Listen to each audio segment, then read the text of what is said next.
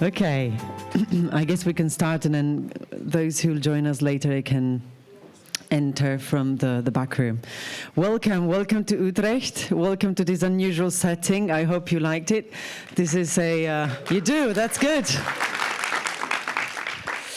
So I'm Federica, the coordinator of PRIMS, and today with me, please don't leave me here alone, there's Anna, Veronica, Livian, and Maya, the members of my standing committee.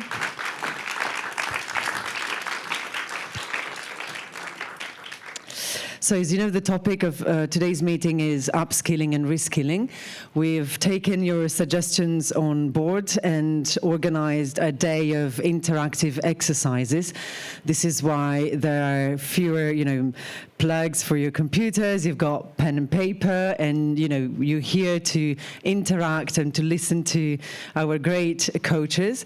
We'll therefore, ask you to be willing to do a bit of a brainstorming together to sort of identify the skills that we will need in the future, skills that we need to hone or that we need to learn from scratch. We're here to do, again, a brainstorming exercises which will then help us organize in-depth meetings later on.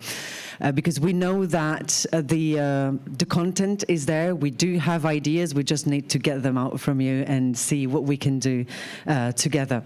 So I'd like to thank our two coaches who will inspire us today and try to improve our business acumen and see what we can do as well in the future to prepare and plan our future career path as well. We have with us today Ramin Kawe, he's got over 25 years of experience. You are a certified UN trainer and coach, and you also have multiple degrees and certifications in facilitation and coaching meetings. And we also have Saskia Vos, who's a career counselor, and you specialize in personal and professional growth based on trust, integrity, and forward-thinking mindset. We'll give first the floor to Ramin. Before that, a couple of housekeeping announcements. You can use, the Wi-Fi password here for Slido, because we will have a couple of Slido questions for you. We'll show you on the screen the QR code in a minute. And there's also a professional photographer with us today, Humphrey.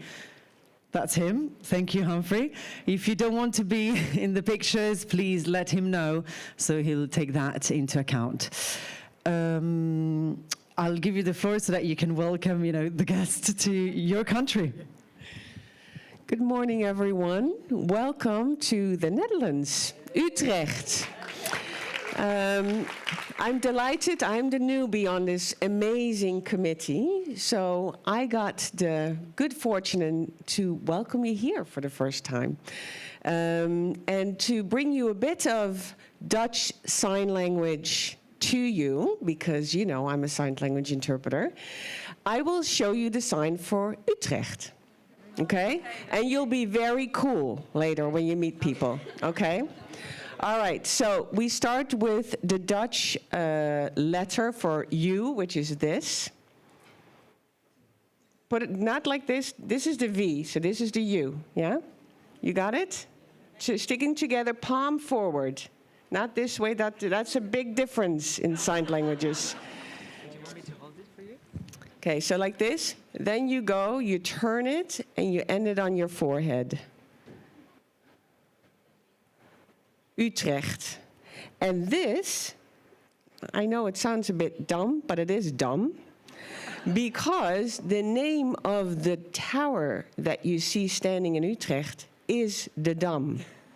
D-O-M, Dom. Yeah? Okay. This is it. Utrecht. Yeah? Okay, so now we got Utrecht, but of course I got to welcome you, right? Same. Yes? So this is a sign for welcome. Yeah. Okay. So welcome to Utrecht.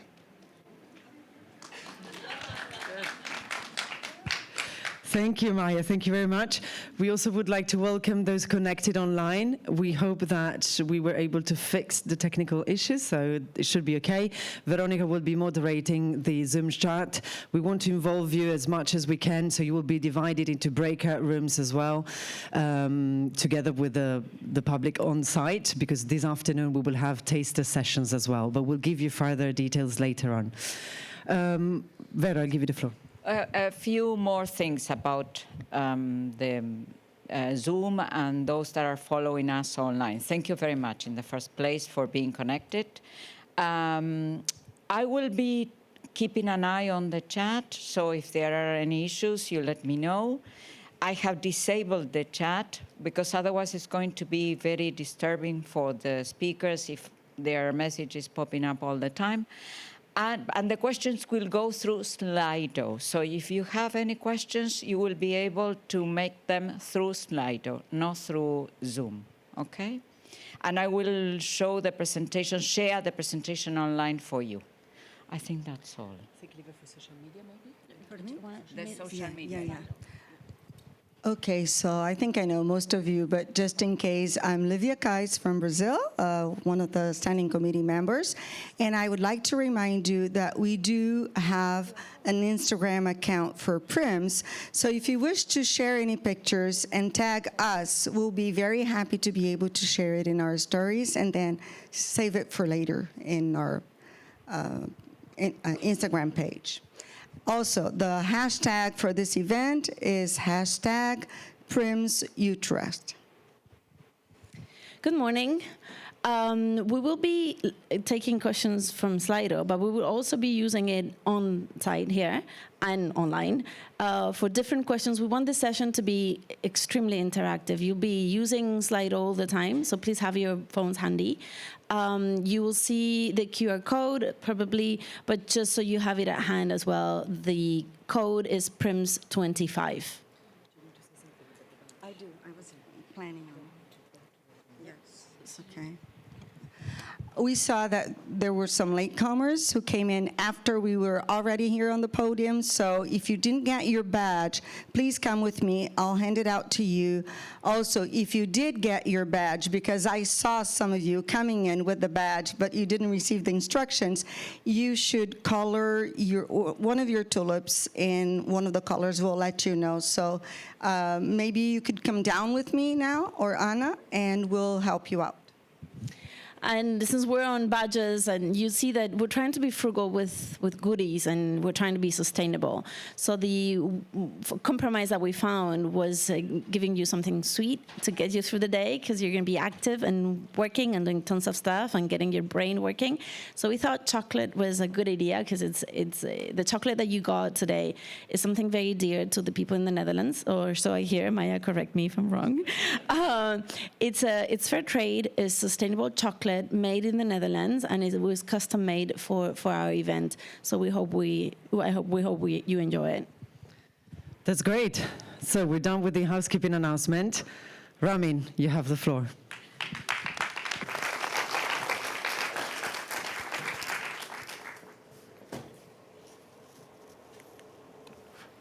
Okay. So, good morning, dear interpreters. Imagine you're not your current age. Imagine you're not currently 25 or 35 or 45 or almost 55 like me. Imagine you're not even 20 and 19. Go back. Take precious seconds now. Imagine when you were 12, or go back when you were 9. Okay? Go back to your 9. So I'd like you to dream for a few seconds. If you want, close your eyes. I'd like you to imagine when you were 9, what were your dreams, your personal dreams? What is it you always wanted to be? What is it you always wanted to have, or one thing you always wanted to do? Imagine again when you were 9. Take a few seconds. Okay? And then I ask you, around you to talk to at least 3 people right now, share one of those dreams, and try to find somebody who can maybe help you achieve it. So minimum 3 people, please talk to the ones around you.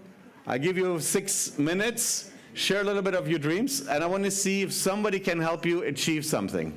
And we're all 9 years old. You're all 9 years.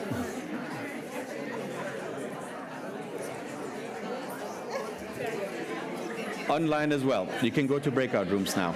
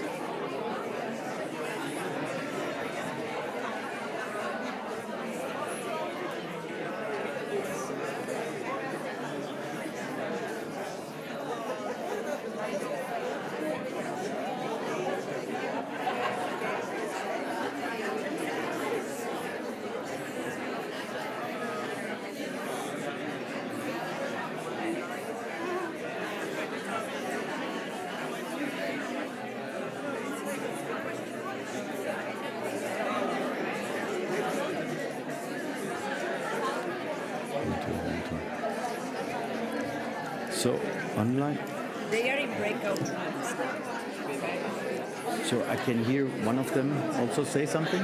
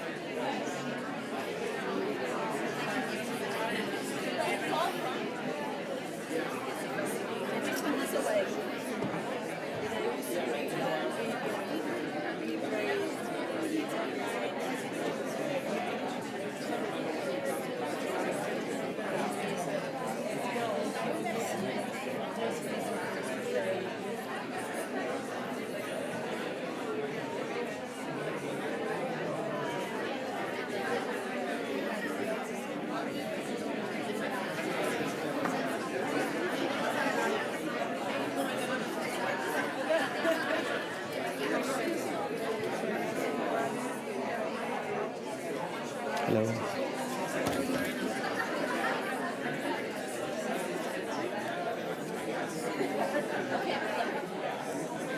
Okay. 30 more seconds. If you want to wrap up your dreams, please. 30 seconds.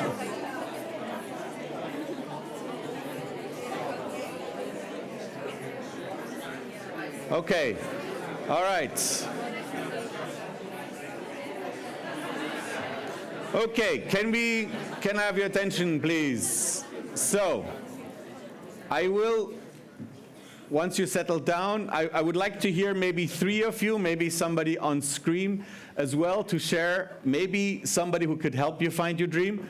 I tell you mine already. So when I was a kid, one of the things I wanted to be was actually a film director, a conductor. So I thank you very much for being here, because I'm filling out a little bit part of that dream of being in front of you. Wonderful people. So maybe 1 or 2 people who can share something they talked to somebody and it can help them. Yes. The microphone. Take this. Good morning. I was a happy child, an average childhood. So my dreams were having ice cream once a day, which I achieved. And I wanted to be a happy person. And that I achieved too, I guess. Good, great. Thank you. Somebody else? Yes. Can you catch? I'll try. Wonderful. You can kick it back. Yeah, there you go. So the three of us had different dreams, but we came to the conclusion that creativity and freedom was our main goal, and that as interpreters, I guess this is a common trait among interpreters. We like a little bit of freedom, different subject matters. So creativity and how the profession helped us achieve that. Thank you. Whoops, wow, great. That was another joke. Yeah. One more person? Sure. Hello. Just introducing myself, I'm Claudia Ricci from Italy. Hi to everybody following online. What I always wanted to be was 9, never to turn 10. I remember the double digits really scared me. And I wanted to be a ballerina. Now I've got 2 broken ankles, so I guess that's where my negativity comes from. But I was also a very happy child. Great. I'm a ballerina as well. Thank you. Okay, one more? Anybody wanted to go to the moon or fly? Princess, yeah, there's somebody there. Somebody, yeah, here. Hello. I wanted to fly when I was a kid. That's what I wanted to do. I don't know if that means I wanted to be a pilot, but I just wanted to figure out a way to fly. Did somebody near you help you find that? Get closer to it? No, we had trouble with that one. Okay. It's not possible. All right. Good. Exactly. Thank you. Yeah. I'll catch it, get it back, and I leave it maybe here. Okay. Anybody on screen, or we're good? Okay. We have one person, or? No. So just to let you know, this was a small little exercise. We're going to talk today, whole day, about your skills and how you're upskilled, etc. If you go and really exchange with people and see and tell them what you need, you actually find within your network people who can help you. I'm pretty sure somebody here in this room can help you find maybe a plane where you can fly with them. Or paragliding, which you can do, I think, in Holland. So the point here was a little bit to say, you have to go around and express what you really want, because in your network, in your resource, there is somebody who can help you. I'll give you an advice. So just as an intro here, and since we're in Holland, I'd like you to remember the lessons from the personal dream is this. I won't do this often, but I do this again only in Holland. Ask for this, okay? Because ask for honest advice, support, or help, okay? You can go in your networks and ask. Most people don't go and ask. Within your network, right now, there is somebody who can help you, who can advise you, who can give you some tips to achieve some of the current dreams that you have. Now, with that, very briefly about myself, it's an honor to be here. My name is Ramin. I'm based in Geneva. So I've been a team trainer now for 20 years, set up Nexus Consulting. We travel to 44 different countries when we deliver our services. We do a lot of team training as well as soft skills, like at this one, management, leadership, or communication. It's really nice to be here. I know it's a great crowd. I've worked with interpreters before. I know there are many, many smart people. So I apologize already for anything that I say incorrectly today. Now, for you to follow what I'm really talking about, it's a little bit of the journey. There are really the following topics that I'll discuss. One, I talk about change in general. Okay, what is change? I'm sure you went through some change, or we're going through some changes. We're going to talk about that. Then about proactivity, it's about really the mindset. Then we do an exercise halfway through, so I make sure that you don't fall asleep. And then I finish up with some concrete tips and tools that you can do on a daily basis. Before we start, a mindset we'd like you to keep in mind for today. So these are the things we came up with. Be open-minded, dare to speak, to think, to see things differently. Get out of your comfort zone. You probably know this, and it's true. You have to always get out of the comfort zone in order to really learn new things. If I go too far away, speak up. I like you to speak, and I believe my next keynote speaker as well. We like you to be engaged and to speak. I have to be close to it. Well, listen. If you don't listen, you don't really understand what's going on. Share your wisdoms and expertise. Again, I'm pretty sure, I don't believe I'm the only one who knows, although I'm standing in front. So please share some of your tips and knowledge and expertise in the matters we discuss. Embrace our differences and diversity, and we want to do this all in sincere authenticity. So whatever I'm talking about as well, I might give you some extreme examples. I suggest that you adapt them to your style, to your personality, and make them authentic for yourself. Now, what is change? Change is the only constant in life. And just to give you a couple of examples, I know in the past, I've seen some of the videos that the committee has shared with me. You saw some business examples of the past, so I won't go too much into details there. But just to give you a couple, around 100 years ago, everybody wore hats, right? They didn't think it would ever go distinct. A few years later, no hats anymore. What happened to the hats industry? Then you can resist it or shape it. And we have different personalities, how we are. So I will give you actually some ideas, and you can self-reflect what personality you are when there's change going on. So in which team do you want to be? Do you remember Kodak and Nokia? Who still remembers Kodak and Nokia? Okay, good. Do you know what happened to Kodak? What happened? Sorry, yes. Say it louder, we can hear. They missed the digital revolution. Okay. We do some sports, yeah. They just missed the digital revolution and digital pictures. Yeah, they thought we can pass it, they missed it. And Nokia, same thing. And the other good example is Netflix, right? Do you also still remember, it was maybe more in North America, Blockbusters? Yeah, everybody, okay. So they had videos, right? Sorry? The rewinding of the video. Oh yeah, we have to rewind. And you go in there and you're stuck for an hour by choosing a video, right? Now we do it on Netflix. Comment there? Yeah. Yes. Ah, okay. Well, I'm sorry, it's not about this. Sorry to interrupt. Are we going to get the slides? Just to know if you have to take, yes. Just concentrate. You will get the slides. Thank you so much. It is recorded. I do encourage you, though, to take notes. I still think things that you write down, you remember better. Okay. So, with a pen and a notepad. So these are some examples. And then, do you know this one as well? Do you know Hermes? I should have asked you. Do you know what Hermes did initially? They did saddles, right? And this is a good example. They thought, what is it that we can do? What's our core skill? And they thought we can do leather. Now, horses still existed, but we had the cars. We didn't need saddles anymore for cars. So what do they produce now? I don't have one, but maybe some of you, right? They have bags. So they took the skill of doing leather, and now they're one of the leading luxury firms. Okay? So it's what we do with the change, and it depends on us. Now to talk a little bit about change. Maybe you heard this about before, but this is the change curve, okay? And it's by Kubler-Ross. Who had heard about this before? Some, okay.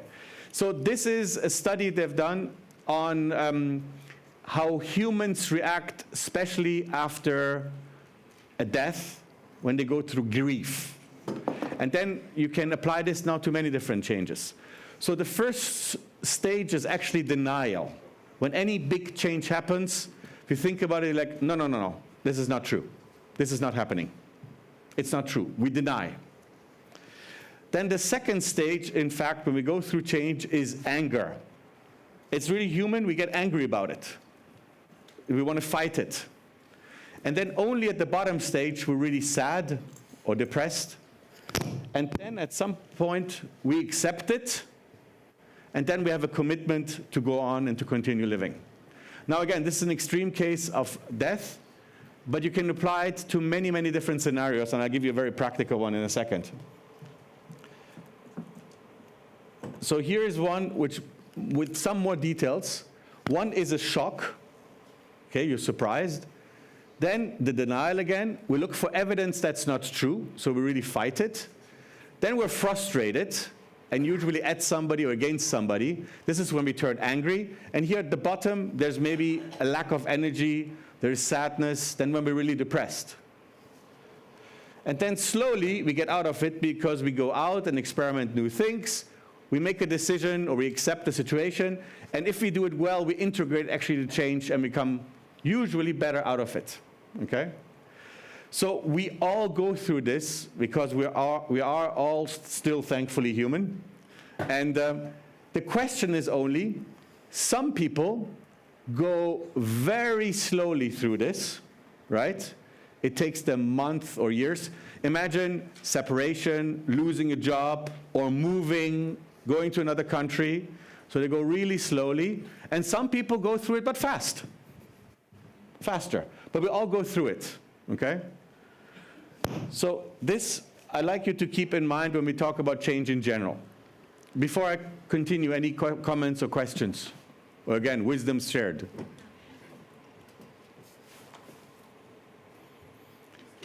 It's the remote work experience that we all had when COVID struck and we couldn't work on site anymore. Went through exactly the same thing. A couple of years before COVID, most of us would have been there. People will tell you, you'll work remotely. We're over my dead body. Never gonna happen. COVID strikes, and some took 2 years to get there, others took 2 weeks to get there, but we all started working remotely. Yeah. Thank you. Not all of us. Some are still on the depression side. Still. On screen, the remote people, if you have any questions, let me know, but I want to make sure we also don't forget you and you include it. So if there are questions? Okay. So this is basically change. I won't go too much into detail there. So I just would like to give you now some profiling and hopefully help you to find whoever you are. First of all, everybody's different. We know this. Just to give you different personality types that we have for humans that go through change. And for some reason, they're connected to animals, right? So one is, there's the change champions, the wolves among us. They are proactive supporters.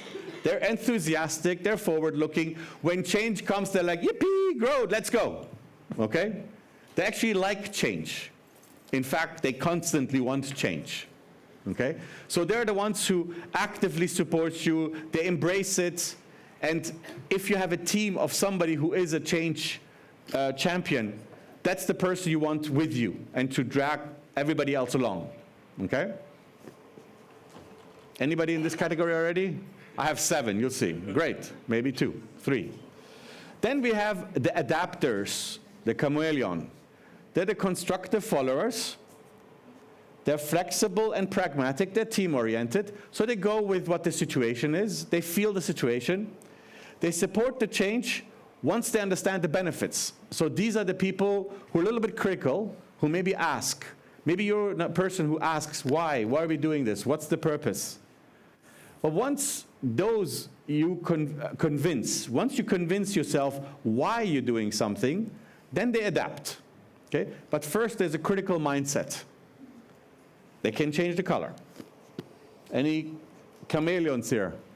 Okay, more. Good. Then we have the skeptics, the owls. They're very critical. They're very critical. They're very analytical. They keep asking questions. Why are we doing this? What are we doing it for? And they challenge every initiative, and they worry about the consequences. It's not that they're pessimistic, but they are a lot more critical, so a lot more resistant already. As you notice from when I started with the wolves, we're getting more and more towards resistance. So the olds they stay more critical. They're not as easily adapted. They come along, but you need a lot more convincing. If you're an owl, you need to convince yourself a lot more. Any owls here? Okay, over there. It's like moving like this way. I don't know why. And then we have the cautious, the little turtle. Okay, they kind of wait and see. They're detail-oriented. They're kind of more passive. If you have, again, a team, they're the ones who are usually quieter. They hold back, and before they jump in, they have to really observe. In general, a little bit more introverts, okay? So they can hide in their shells. They can hide at home, but they don't really initially come out. So they're a lot more cautious of going into the change, okay? Any turtles here? Good. And now, we have sort of the confused. You know how a deer reacts, right? When there's a light. They freeze. They freeze. They're paralysis. So when change happens, they kind of, they get stuck. They don't know to go forward, backward. They're waiting to see. And they're kind of like, okay, let's see if everything is over soon. Okay, so paralyzed, and they're low productive in that moment, and they're in a stage of uncertainty. Then, the ostrich, the resistors, they're reluctant, they're traditionally very loyal, okay, but they're anxious, and they kind of don't want the change. And they resist it, they might even sabotage it, because they want things to stay the same. Okay? And again, we all have parts of them maybe. Actually, I will ask you which one you have strongest, right? Because you probably discovered that you have one or two of them. And I want you to be really honest, because that's the only way that helps you, right? So these are the people who are like, no, it's just going to disappear, right? Remote work, it's going to at some point, never going to happen, right? It's the late adapters, right? It's the ones who still have a BlackBerry Nokia. One of my friends had a BlackBerry until a year ago. He's like, no, I love this. He even bought like a keypad he could put on a BlackBerry to use it. The only reason he's not using it anymore is because they don't produce them anymore, right? So these are the resistors. And then there's any resistors here? Any honest person here? And then the survivors, the sharks.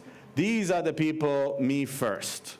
So usually when change happens, so we see this a lot because we work now with organizations, again in Geneva, you probably know and heard, it's very difficult. So then you see some of the sharks coming out, it's like, no, me. I want to save myself.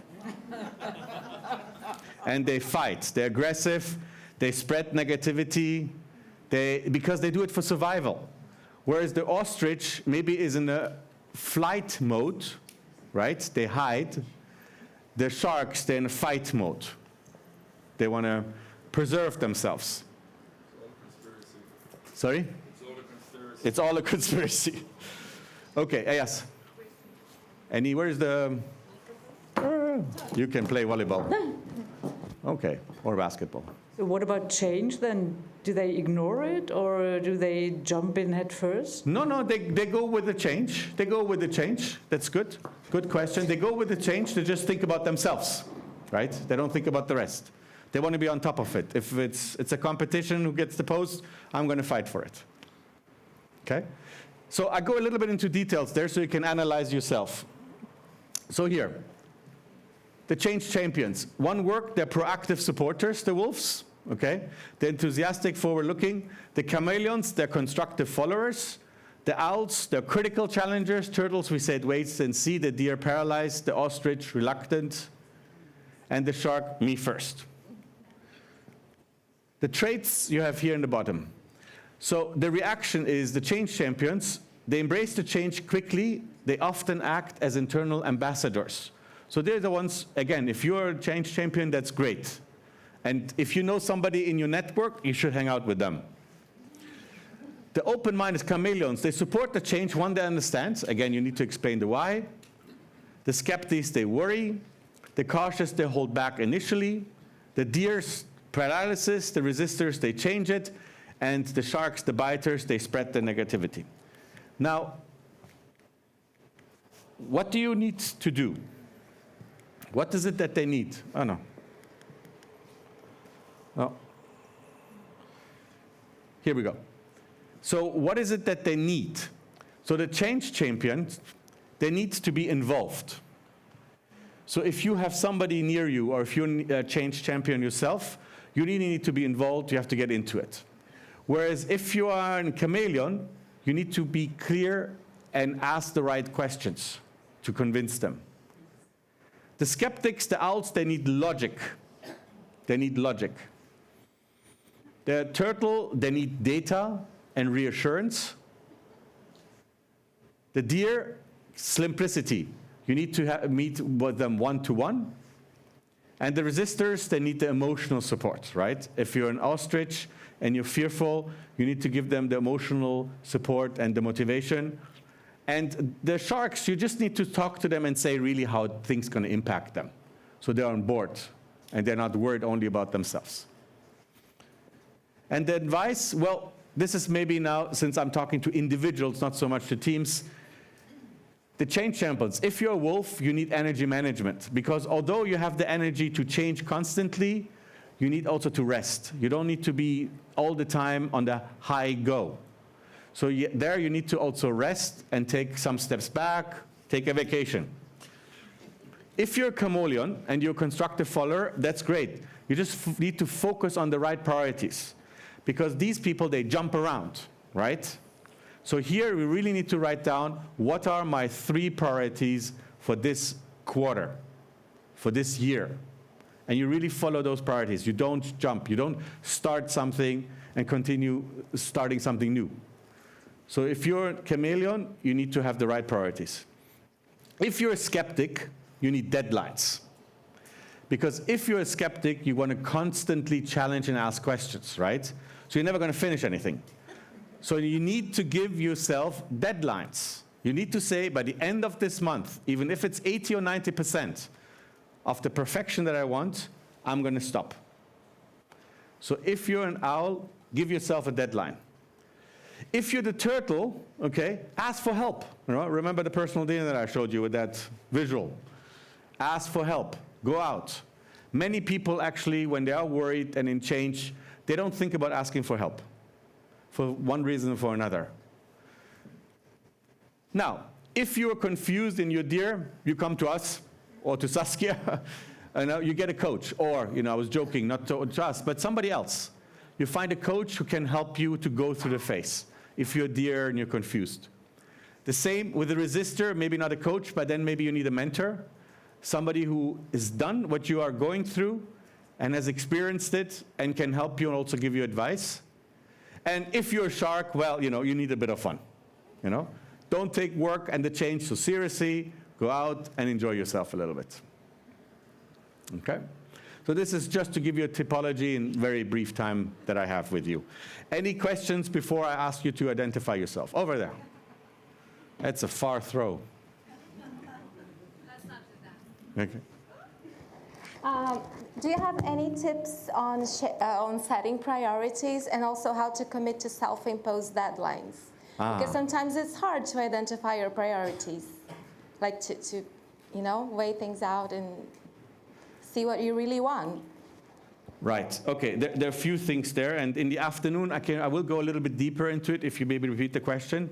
But very briefly, you probably know, maybe you know the matrix, the time matrix, urgent and important. So I would recommend you to write down what is urgent and what's important, and focus on the things that are not urgent and important, and prioritize those. So I repeat. Every day, you have to focus on the things that are not urgent, but super important. Can be health, can be relationships, can be writing that projects you were going to write, that book. So those are your first priorities, not whatever is urgent and important. It's not the phone call or the email. Okay? So what's not urgent and important, that should be your priority. That's a quick answer to it, but there are other ways to think about priorities. Yes? Yeah. I swear to God it's going to be fast. I have a favor to ask, a comment and a question, but I'm going to be quick. The favor is, if you feel strong, can you move that vase a little bit to the left so we can see the whole screen? Please. Thank you.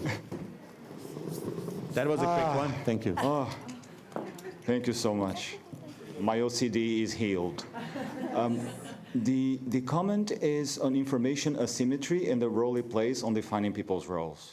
I feel like the skeptics, the cautious, the confused, the resistors are there because they feel they're lacking information they should have been given but weren't, or they feel that they're not being given the whole information on purpose. They're being deliberately kept in the dark. And the reflection I would ask of you as a consultant is that I believe McKinsey and their ilk have created many more resistors than change champions in the world. Wow. Consulting is a complicated business. Yeah. The question is, how do you feel people would understand these roles if you describe them as something more fluid than fixed? Change champions are not always going to be change champions.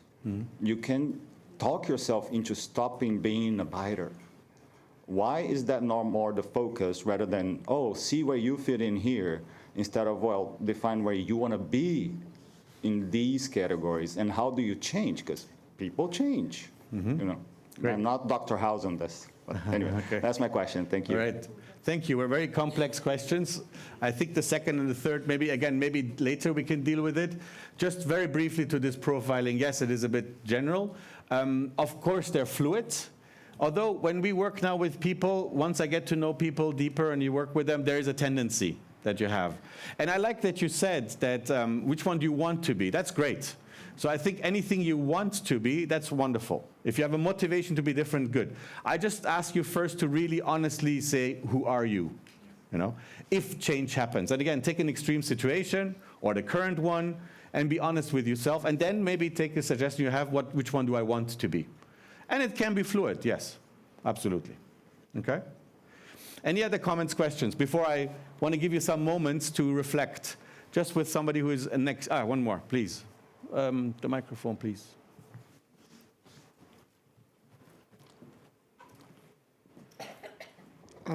I definitely think I'm a wolf, but that does not necessarily have to mean that I like the change, right? Yeah. Because I hate RSI. I don't like it a bit. Yeah, doesn't matter. Good. So we're halfway, almost through. So I'd like to ask you, maybe with somebody next to you, it's nice to exchange. What are you? Which profiles are you closest to?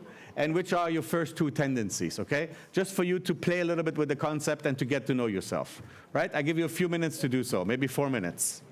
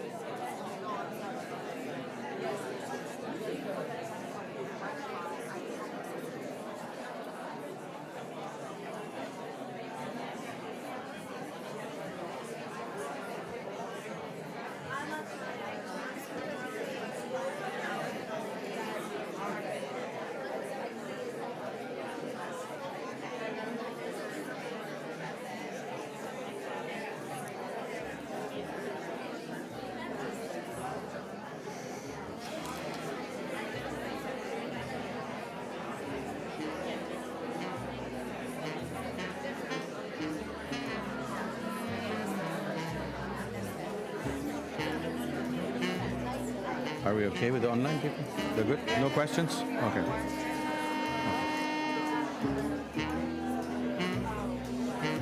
All right, okay. All right. Can we...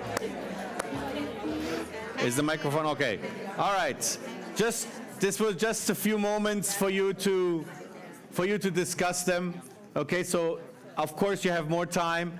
And I'm there if you want to discuss these a little bit more. That's just to give an idea about who you are, okay? I can tell you only as a team consultant and team trainer, the best professionals that I know, managers and leaders, they know themselves.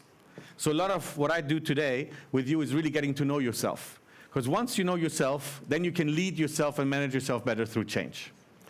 So this was the change part. I want to go now to the next topic, when it's about really how to deal with change through the concept of proactivity. Maybe you heard about it, and it's basically to say, what should we focus on when change is happening in general? And there are two things that people focus on. Either it's this yellow circle inside, that I will go into detail, or it's the red, okay? Most people focus on the red, which is the circle of concern. It is, how is the weather? How is the politics? Who is president right now? Wars, or other people's opinion, right? So we think, to be honest, a lot of the time we spent on thinking on matters that are just of my concern, but I cannot really do anything about it, right? Now, if we focus more and more on this red, okay?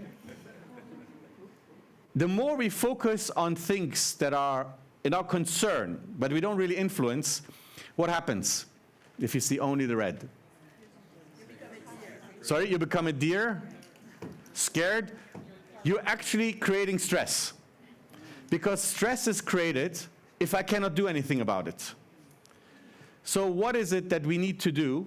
It's not to focus on those things and to come back and focus only on the three things that we can control. My words, my behaviors, and my actions. It's simple, at the same time it's really an attitude. The things that we all can control at all times, right now, are your words, your actions, and your thoughts. And this is actually the ultimate liberty and freedom we have. So those people who are not only who are happy, but who get through change is because they focus on these things, right? And that's what I really like to inspire you about, if you didn't do that already before. And to show you how, just in another way, the circle of concern is reactive people spend the majority of the time focusing on things that are not under control. What the boss says, what the environment says, again, politics. So if you focus on that, you're constantly reactive. So what you need to do is focus more on the green, or here in this side, the green, and to direct your time and your energy on the things that really you can control. And that's really spending the majority of your time.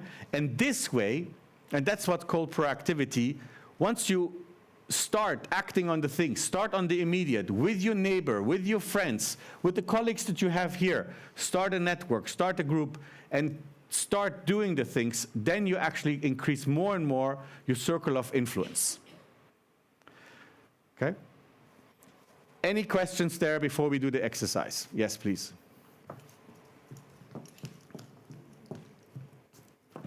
Thank you. Sorry, I was never good at catching balls. I just wanted to comment because I feel like I am concentrating on the cycle of concern quite a lot in my life, but from the perspective of actually informing my actions, because I understand that it's only what I say and how I behave that, allow me to present myself. But then you have to keep in mind that if you say this thing, what's the consequences? If you behave in this way, what are the consequences going to be? And this is the area where you start predicting the future, and try to see what the best or worst outcomes, there can be. And therefore, I just wonder how you suggest that these two areas are separated from each other, because in my mind, they're very much interrelated. Okay, to think about the unintended consequences, is that it? Is this what you mean, the unintended consequences? No, it's when you... Sorry, I clarify. It's when you say, people worry about the weather, about what other people are going to say, what the president is who's going to be the next president. All of this informs your actions, right? Right. Because if you think it's going to rain, you're going to bring an umbrella. Yes. And then if you don't have an umbrella and it pours, you're just, going to suffer, right? So you still have to keep all of these things in mind. That's my point. No, absolutely. No, absolutely. You keep those, and again, you gave the answer. You keep those in mind. The people who are reactive, they focus only on those. Oh my God, it's going to rain. But the proactive part is like, okay, if it's going to rain, I need to take an umbrella.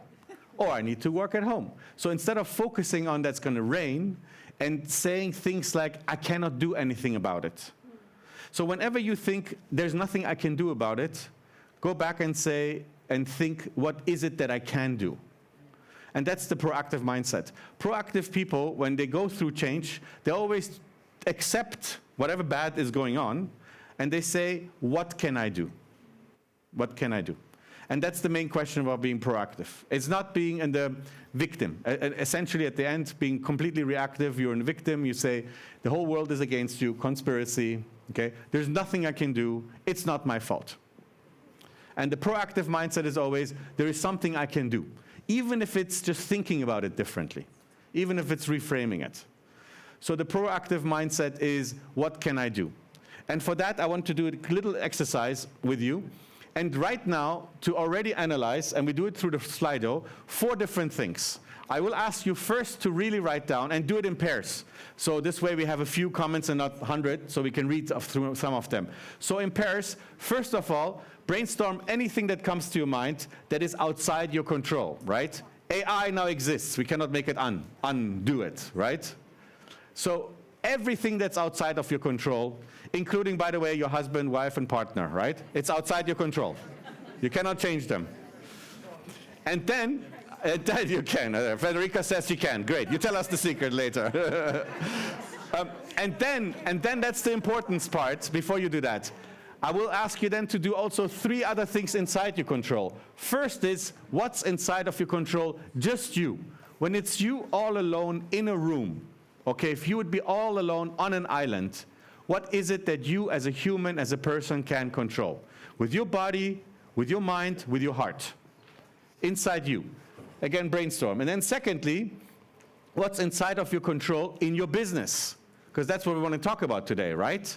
As a business person, what is it that you can do? No matter what is going on in the rest of the world.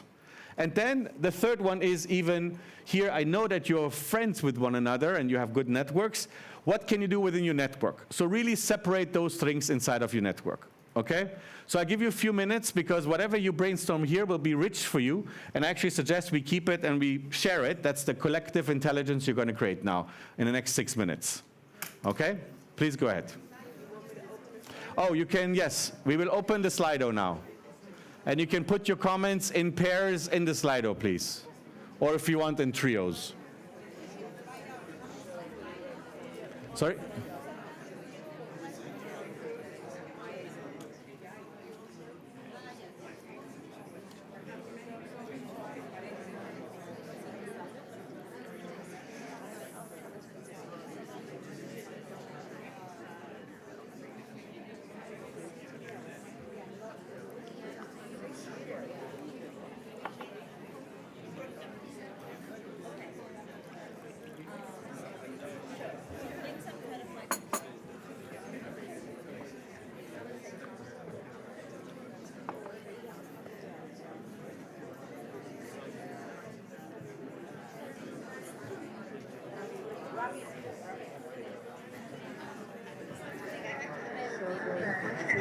One by one, right?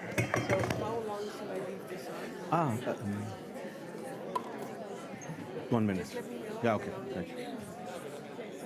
Yeah, 90 seconds. 90 seconds.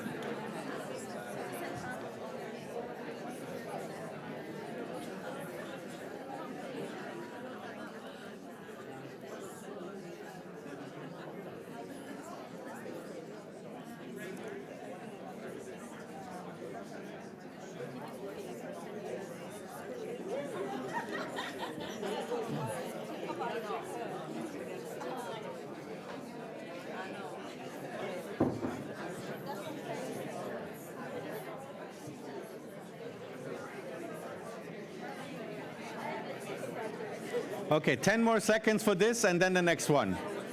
10 seconds.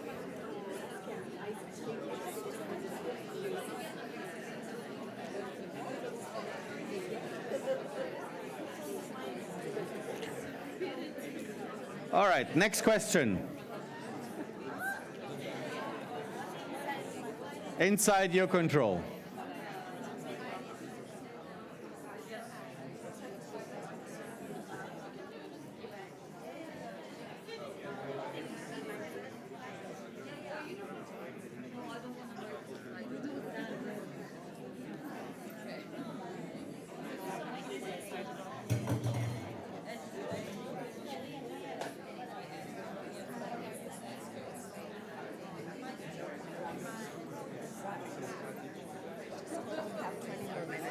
I know. I go 5 minutes over. I talked to Federica, no? 5 minutes over. What's happening? Is it still good? I think so. Yeah, it's not good. I've just been quiet. Yeah. Thank you.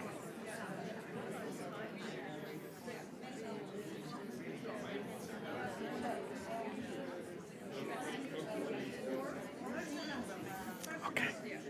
Okay, next one. All right, and now the next category, inside your control with your business. And try to be as specific as you can. Try to be specific.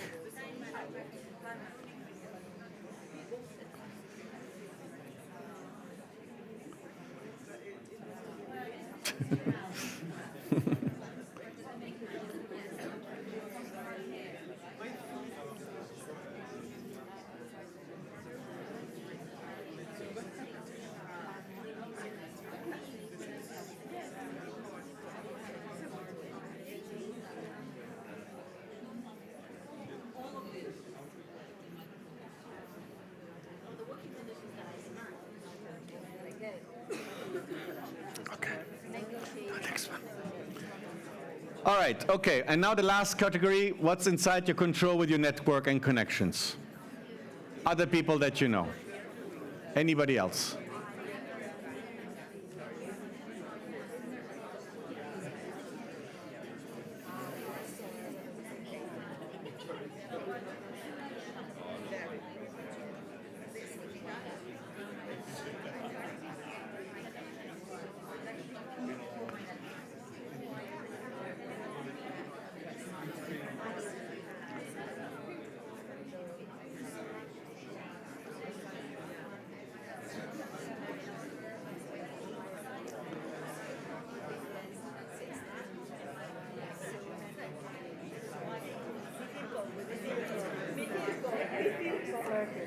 We can go back and then we can do that.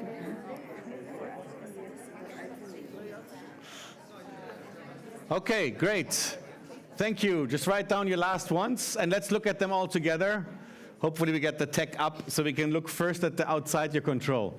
Wonderful, great. So look at it. Politics, economics, geopolitics. I think there was a lot of Trump. I'm not surprised. We get that a lot since last year. So, okay. Technological wars, other people, the train schedules. I like that one. Okay. People's opinions.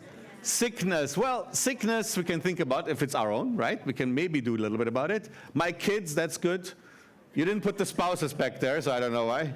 But again, right now, this was obvious, okay? And we're doing it in a nice place when you're all focused. The challenge is, in moments of stress, in moments of anxiety, I recommend that you write it down, okay? Especially when you feel bad and you're stressed and you're anxious, write down what is not in your control. Already writing it helps, okay? And then we do the next one. So these are great. Now let's look at what's inside the control, please. Okay, excellent stuff. So mindset, attitude, yes. Health, your values. When to say no, absolutely. That's great. Thoughts, healthy lifestyle, new skills, speaking out, well-being, the way to survive, self-management, who I talk to. This is very nice. Yeah. You know, and I come to that actually in a second. Very important who you talk to. Where do you get positive energy instead of negative energy, right? Breathing, yes. What I learn and know, my health, my home. This is great. And again, now it seems obvious. In moments of stress, anxiety, this is what you should focus on. It starts with, you know, what you said, breathing, right? Actually breathing, going for a walk, taking a forest walk, right? Now, what's inside the business? I like those a lot as well when you had. So first of all, your feast, okay? Communication, price, negotiation, studying, work-life balance, who I chose to work with, quality of the work, assignments I accept, and I think earlier it said also the clients I fire, right? Yeah, the clients I fire. It's you know, it's up to you. If somebody, you know, gives you more anxiety or it's a bad client, completely understand. Sometimes it's better to say no instead of creating more work for yourself. Segmentation, time management, terms and conditions, pricing. So this is all business. Excellent. Again, we're going to keep it and we can share it with you. So in moments of need, look at this. And then the third one in your network, and I think it says joining Ike, so that's good. Code of ethics, sharing knowledge, collegiality, support, being role model, remember them, yes.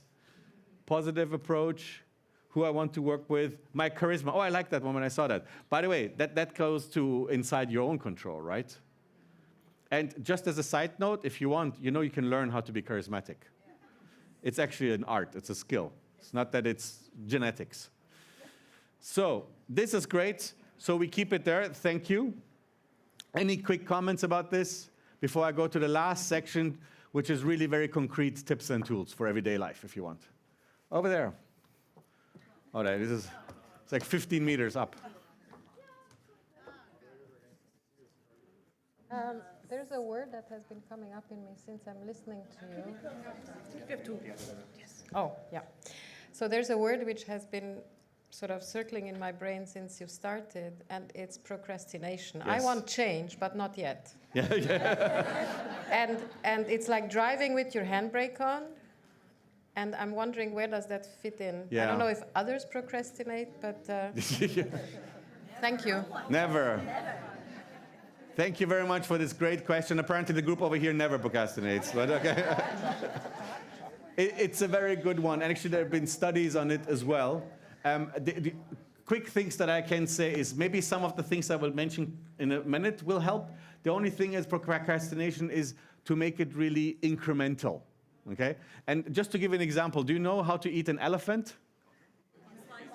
I mean, we shouldn't eat elephants, all right? That's the first. But if not, bite by bit, right? So even with procrastination, as simple as it sounds, you break down a big project in small little steps, in the smallest step.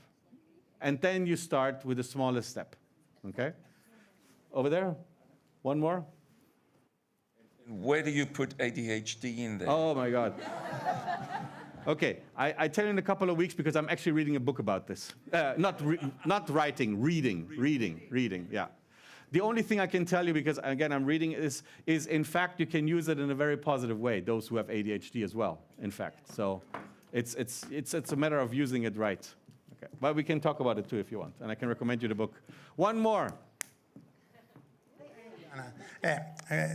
Speaking of the inside my control network and connections, I think a very important thing is to know what you know and know what you don't know. Absolutely. Because everybody knows what you don't know except for you, and that's the truth. And in that network, I think it's very important to surround yourself of people that know what you don't know, because that's the only way that you can really solve a business problem. Thank you.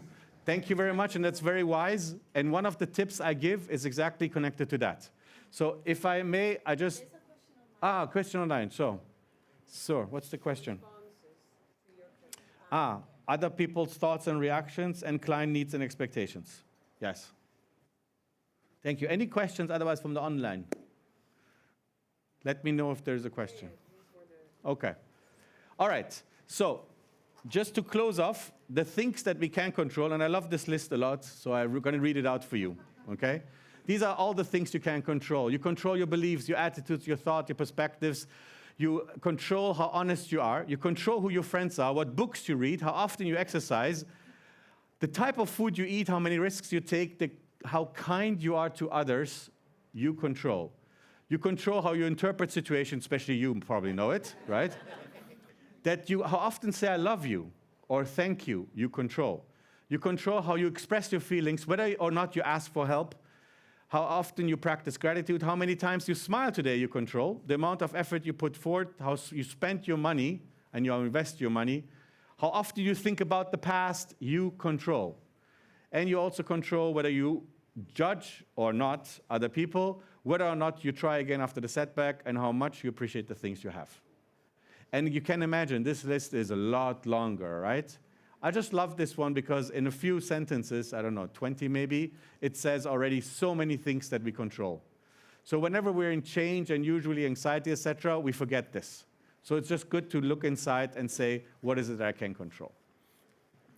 And the rest of the little time that I have, I want to be, and I'm going to maybe be quick on this, I want to give you some very specific tips and tools and techniques, okay?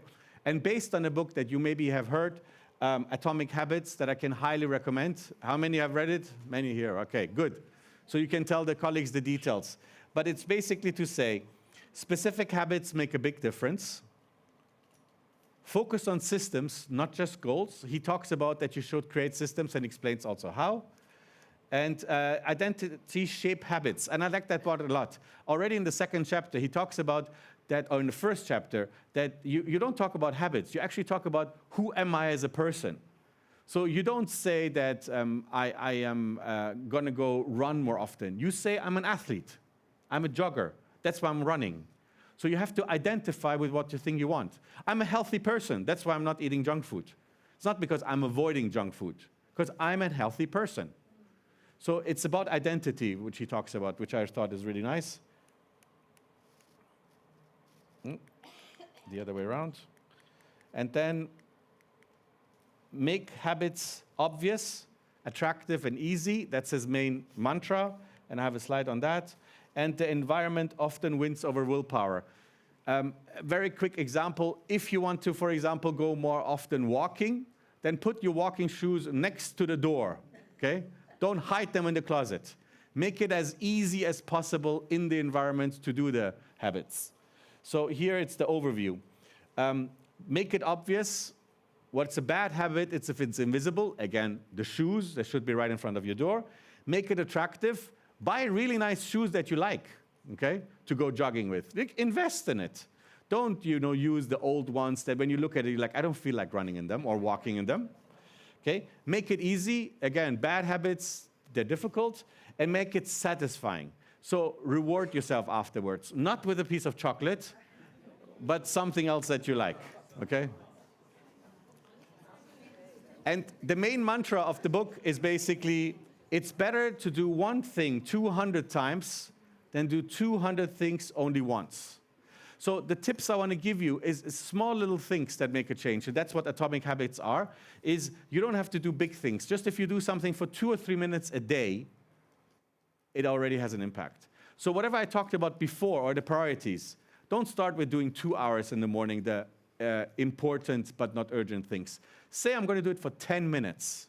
For 10 minutes, I'm actually going to think about my business and what I'm going to do in the future. Just for 10 minutes in the morning, okay? Instead of going on the phone. So just take a few minutes and invest it in whatever is very important to you. And here are some quick and easy tips. Very quick and easy. One is journaling. If you haven't done it already, I highly recommend it. Those people who write down on a regular basis, ideally daily, if not weekly, write down your thoughts, your sentiments, and especially things you're grateful for. Who is doing that already? Okay, few people. They have done studies. We talked about happiness before. You're happy since you were a kid. That's great. There have been studies that happy people, before they fall asleep, they think about 3 happy moments. So they don't think about, oh my God, there's things I haven't done or what I'm going to do tomorrow. They don't worry. They actually think happy moments. And it's not a big thing. It's just maybe you really enjoyed that cup of tea in the morning when watching the sunrise after you jogged. Okay? So just a happy or a nice conversation you had, or a book you read and you had an insight.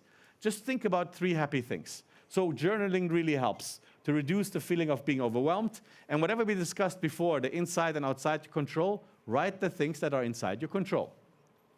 Then what we call the Madonna factor, express yourself, okay?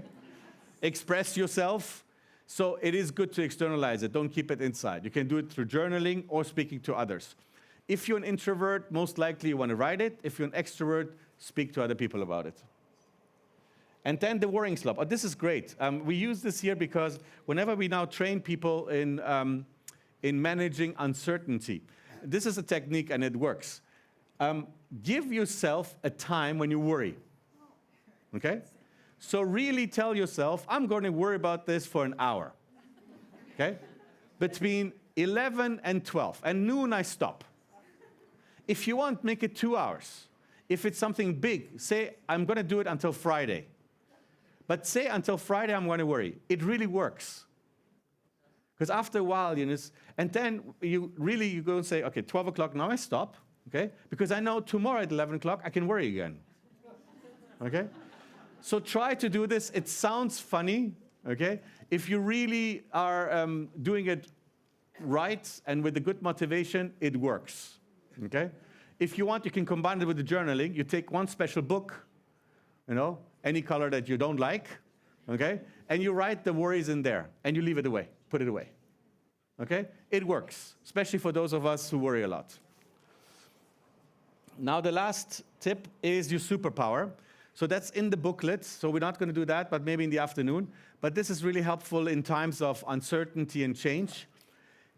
Celebrate your superpower. So think back, okay? Think back, when was a time when you had a big challenge in your life? Personal, professional, health, job, anything, okay? I'm pretty sure we're all human, we had it, right? I had it. And then it's to think about, what did I do in those moments that helped me? How did I get out of it? Because you did, right? Or you're currently in it. So think back, what is your superpower? How did you do it? Did you do it through some mental exercises, some physical? Did some people surround you who helped you? What is it? Okay? So, and this one, again, we don't have the time now, but you can do it in your own precious time. Think about 3 situations, okay? Think about what were the strengths and conditions you had at that moment, and what can you do now, today, to use that again? So this is what we call the superpower, okay? So that's one thing. You can fill it out later in your booklet. So the other things, 2 things that I want to recommend to you is your advisory board and your crew. So it goes a little bit into your question earlier. What's the advisory board? If you don't have that yet, I would recommend it. Can you imagine what an advisory board is? Sorry? You have one. You have one, a personal one. Anybody has their personal advisory board? Okay, great. So what do you think can be, who is on the advisory board? Maybe a friend, but not only a friend. Sorry? Seneca. Oh, okay, Seneca, the philosopher. Okay, good. It could be, could be theories. And it could be real people, right? So it should be somebody who is in your business, okay, and who wants your best interest. It could be somebody who is doing what you're doing and they're older, a mentor. It could be a peer. It could be, but somebody about the business who advises you and tells you the things that you don't know. That was why your comment was excellent. So you want somebody who is actually a bit wiser as well. So what I recommend you to do is to write down, step back, and they see the situation differently than you. They give you honest feedback, and they help you make decisions. They help you say, what is really the fee that you should charge? Maybe you're too high, maybe you're too low. Don't do it only on yourself. This is why, with the HASH, I was referring to this. Ask for help. Ask for advice. Too many people, especially in hard times, they try to battle it alone. So have your advisor board. In fact, some of the people that I coached, they even tell them, you're my advisory board. Okay? Meet them half a year, bring them all together. Either you meet them one by one, or you bring them together. Between 3 to 5 people, that's what we would recommend. So in one of the worksheets, you can think about it already, write down 3 to 5 people and make them your personal advisory board. Either tell them, or you don't have to tell them, you do it. And with them, you meet regularly. I would suggest quarterly, at least. Have a lunch with them. Invite them. But make them your advisory board, work-related. And then, in the network, what I also then suggest is you have your crew. So you need special kind of people, maybe friends. One, you need your teddy bear, okay? That's the person you go to find support. This is the person you go to when you want to be listened to. Can you right now think about a friend, usually, or family member, who talks a lot, okay? And basically does not ask you any questions, okay? I have a couple of friends like that, and I know. They call me, it's fine, you know? I talk about them. But these are not the people who support you. Who are the people who support you, who really listen to you, okay? And who feel with you. Maybe you just want to vent. So that's what we call a teddy bear, okay? So identify a person that when you feel bad, you can call and you know they listen to you, okay? They care and they support you. One. Then you need the cheerleader. Who is a cheerleader? It's somebody who believes in you, who thinks you're great. It's no matter what, they're behind you. That's some person you can tell them and share, that's the project I want to do, you know. I don't know. I'm going to maybe do a semi-marathon, and they're going to go like, you're never going to make it, right? Or they ask you, well, did you practice? You are not practicing, are you? So those are not the people. You want somebody who says, it's okay, you can do it. In fact, actually, I said semi-marathon because 11 years ago, I wanted to run one, and I practiced. And at the end, I was really demotivated. And and we became friends. My neighbor, he saw me running always, and I didn't know him well. And then the evening before, he came to me with a bottle of wet wine. He says, for tomorrow, afterwards. I know we're really good friends now, and I really appreciate him. He didn't know me well, but just gesture was like, okay, I have to do it. Okay? So have those people who support you, and really make a point that people who want your best, you tell them your initiatives. Many people, when they want to do new things, they're like, I'm not going to tell anybody, right? I'm not going to tell anybody, then I'm going to surprise them that I've done this. Well, that's wrong. That's actually, they found out actually through research, it's not wrong, but through research they found out that actually when we share our dreams, when we ask for support, then it's more likely that we achieve our dreams. So identify a cheerleader. You must have somebody, right? Maybe your mom or your dad or, your kids. And then you need the pusher. So the person who is constantly behind you, who will kick your behind.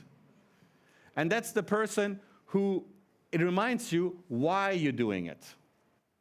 Who reminds you why is the purpose? Why do you want to do this? Why do you want to, go into this new business direction or learn that new skill that is difficult to learn? Okay? And they push you constantly. So I hope you have those people as well. And then you need the last person in your life. Again, it's getting all the different dimensions. Is who is a friend that makes you laugh? Do you have a friend that makes you laugh? Put your hands up. I'm afraid the older we get, we're fewer. Okay, good, good. So, but see, those are different kind of people, right? The one who makes you laugh is maybe not the one who pushes you. The one who makes you laugh is not maybe the one who listens to you, okay? And the one who listens to you is super empathetic, but not necessarily pushing you. So here it's just another suggestion. Fill out 1 or 2 people in the booklet. When we go through change, it's good to have these people in mind. Somebody who is a teddy bear, who listens to you, who's empathetic. Somebody who's a cheerleader, who is like your fan, is the biggest fan and believes in you. Somebody who's a pusher, who's actually tough on you, who's like, come on, you can do better, okay? And somebody you can laugh with, okay? Any questions? Over there.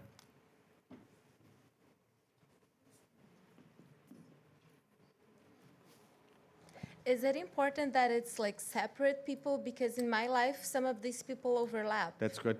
That's fine. Okay. They can be. I would recommend to have spread them out a little bit, but it's, yeah, I have more friends.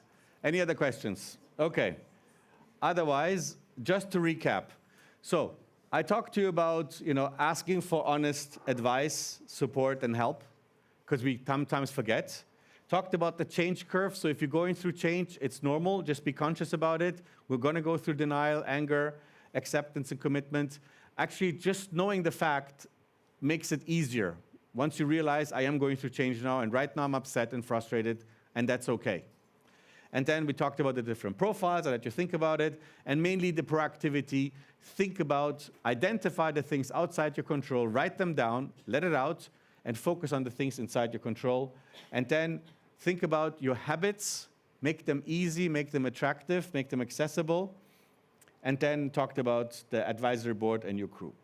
And with that, I let you dream. And I want to close with a final quote by Viktor Frankl, who has sort of the gist of what we discussed. Everything can be taken from a human, but one thing, the last of the human freedoms, to choose one's attitude in any given set of circumstances, to choose one's own way. Okay? All right. Check. Thank you very much, Ramin.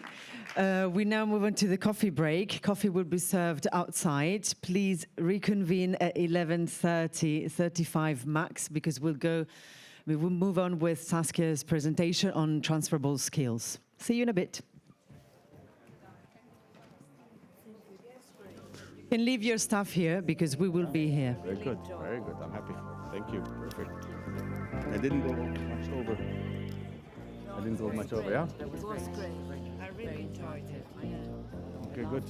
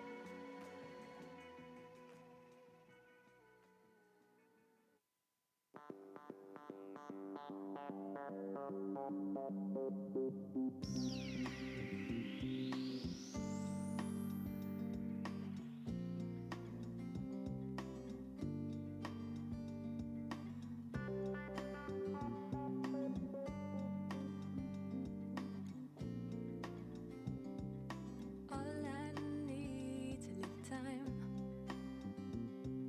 to get behind the sun and cast my weight. All I need is peace, this mind I can celebrate. All in all, there's something to give. All in all, there's something to give. All in all, there's something to do. All in all, there's something to do. All in all, there's something to live with you. With you.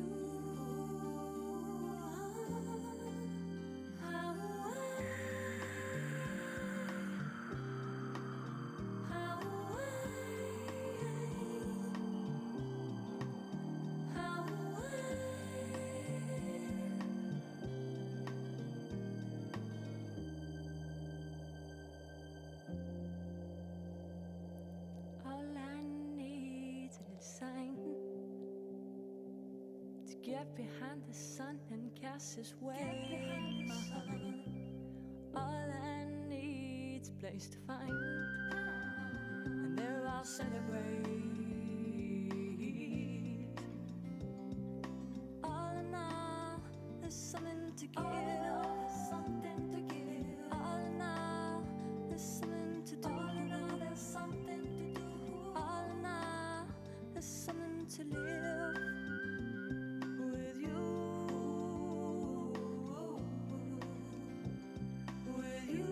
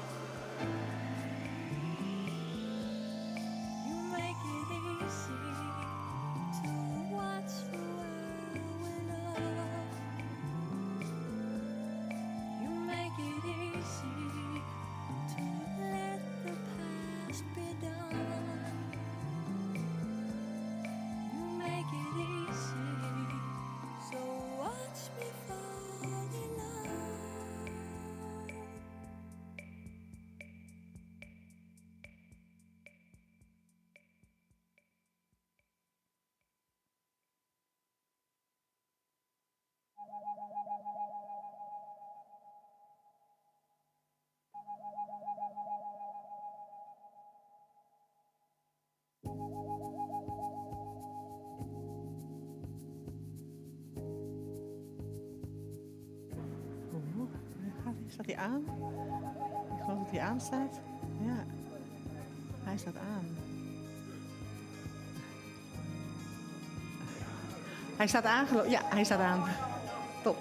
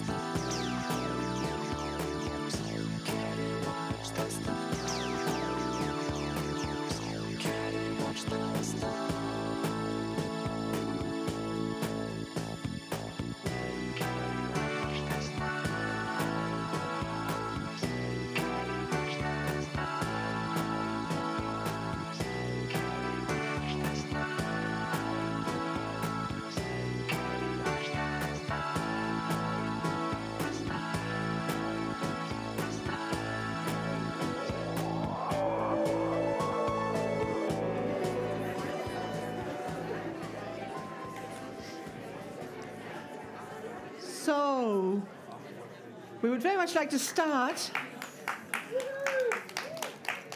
Great to have you back after your coffee break. Hope you had a nice break. My name is Saskia Vos, and it's really an honor for me to be here. And I've also enjoyed tremendously the previous speech from my co-speaker, Ramin. So thank you, Ramin, again. My profession is actually coach trainer, and I also do team training, some keynote speaking activities in that sense. But I'm very much into helping people design, develop, identify their skills and what they need to actually adjust, grow into, preferably what they really want, what they really like to do. So that's what I'm going to take you through a little bit today, and see also in the changing paths of your own careers as interpreters. It's a whole changing world, and there'll be another very interesting workshop around AI, for instance, this afternoon, which is very disturbing. It's challenging in your field of expertise. So these are a lot of changes you're going through, and I would like to help you, go with you, learn from you as well, to take on following steps. So, interpreters in transition, I've called it. Actually, from language conduit to strategic communicators, and there's already a bit of you in there. You're not translators. Let that be very clear. You're interpreters. So you already take people through the interpretation of what somebody says, and business meetings, how they can be interpreted. That's a very different skill from just being translators. Now, what can we see as trends currently in the market? I mean, we see the tech, we see the AI, etc. We see the hybridization of work. There's a lot of we also have a lot of participants very nicely online today. That's great. That's very efficient and very good, especially from COVID residing experience. We have the growing demand for multilingual communication and more. Anything you would like to share? Anything?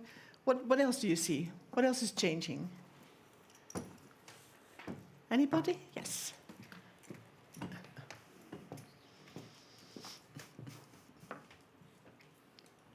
hope I'm not offending. Can you hear me? Yeah. I hope I'm not offending anybody, but what really worries me is a dilution of standards, booth etiquette, and collegiality. I have the impression that very often the younger generation, I'm sorry. No, but maybe I'm wondering if we have failed to give the example or to verbalize the example.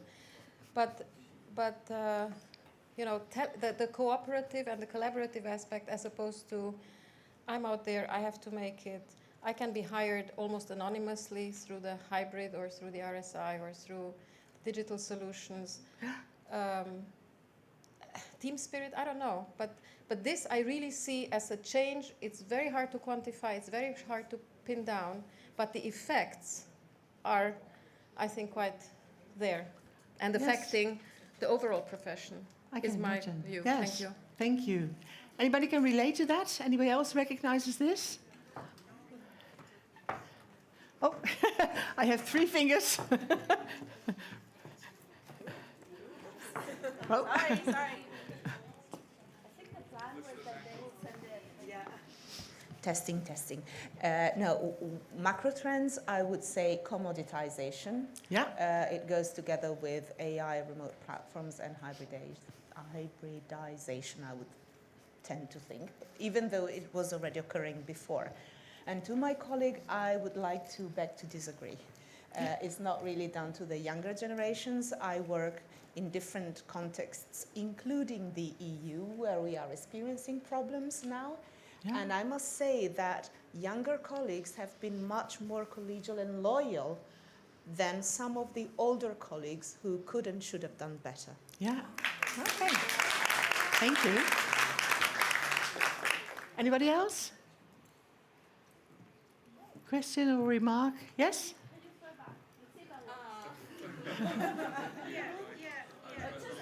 Anywhere around there, and then. Wow, good throw. Good throw. I guess what I would say is greater visibility of what happens in the space of translation and interpretation. up to COVID, in my mind, we lived in a bubble and we had fantastic established markets that we worked in. The working conditions were standard, and COVID and then the internet and the quest for more work led to greater visibility of everything we hadn't serviced until then. And suddenly the market we discover is indeed disruptive, there's changes there, there's different approaches, and that can be quite disturbing because it's different from the established circumstances that we worked in before. Exactly. But that requires adaptation. Yeah, exactly. And that's exactly what we're going to work on today as well.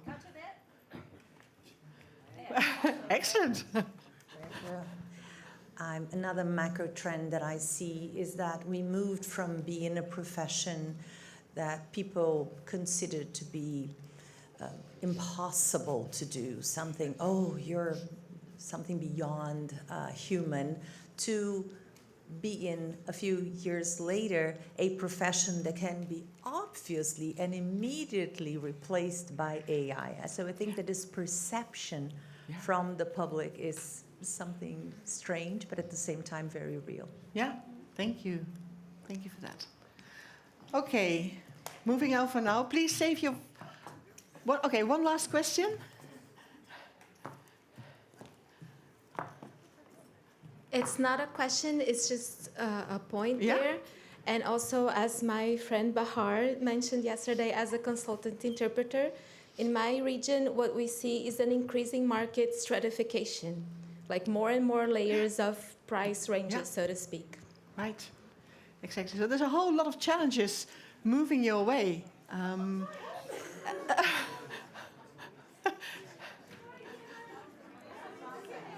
Nobody heard?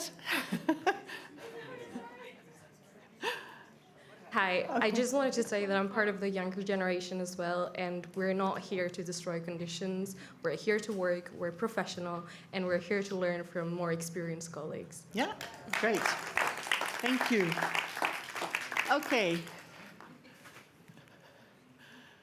So what kind of shockwaves do we recognize? And I only have a couple, also depending again on your additions towards that. But in any case, that's the technological shockwave, and it's not, I mean, we just heard a lot of challenges already, opportunities also, I'd like to think, for also to you to grow into that, to learn how to deal with that, to feel comfortable in that new environment. But here's one.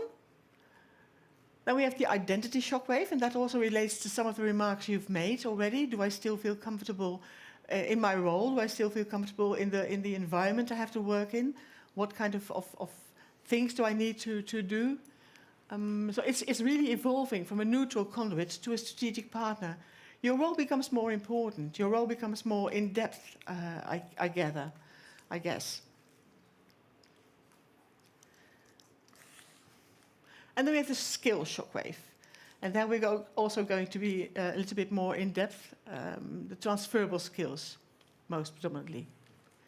So it becomes more relational, creative, bonding with your audience, making sure you facilitate a meeting which actually adds to something rather than disrupts.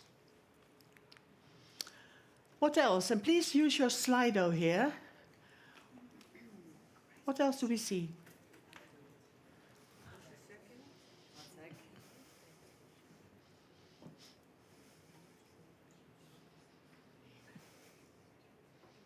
And when I say shockwave, I mean really shockwave. So it's just not minor changes, but this is significant.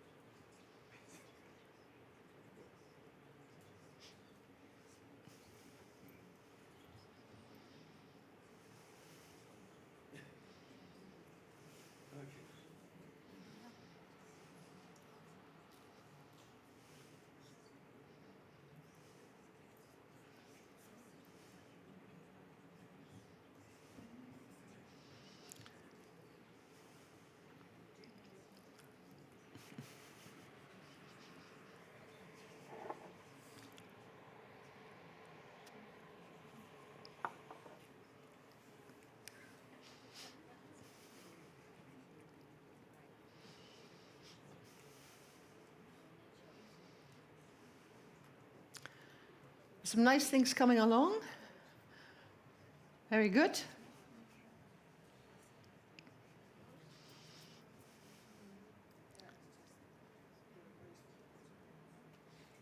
So we see Uberization, and we see commoditization. That was large in a bit earlier on. Many more unprofessional competitors. Do you see your market also being disrupted by unqualified people acting as interpreters, throwing themselves maybe at a cheaper rate in the market, and then you feel like, no, that's not new. That's already there. Is the profession of interpreter also protected in that sense? Oh. Okay. Because my job as coach, my job is not protected by any qualification requirement in that sense. And it's a trade as well. I mean, you don't want it disturbed by people unqualified to do that. So indeed, appreciation, political changes, I can imagine, individual to platform work, audience, dilution of standards. That's also what I heard a little bit later on exactly. Yeah. Economic shockwave, importance, leading. So there's quite a few things. Pace, speed of events. It's probably also everything has to move on at a very high speed. Yeah. Generational friction. Well, we've heard a bit of that already also here in today's audience. So that's a common one. Thank you very much. Also, please take that in mind. We will keep it for you, of course. But keep that in mind also for this afternoon's workshop, because we're going to work with this also to look at the skills.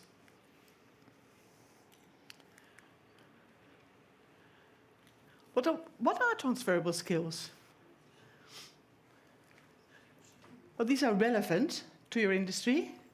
And transferable skills are, it's not like you've got this skill and you can't use it for anything else. So any change that is ahead of you, you can't transfer that skill, that particular skill, and it's usually the broader skills. It's less of your expertise, your excellent knowledge of a certain language, or your excellent knowledge of a certain culture. These are very deepened expertise areas.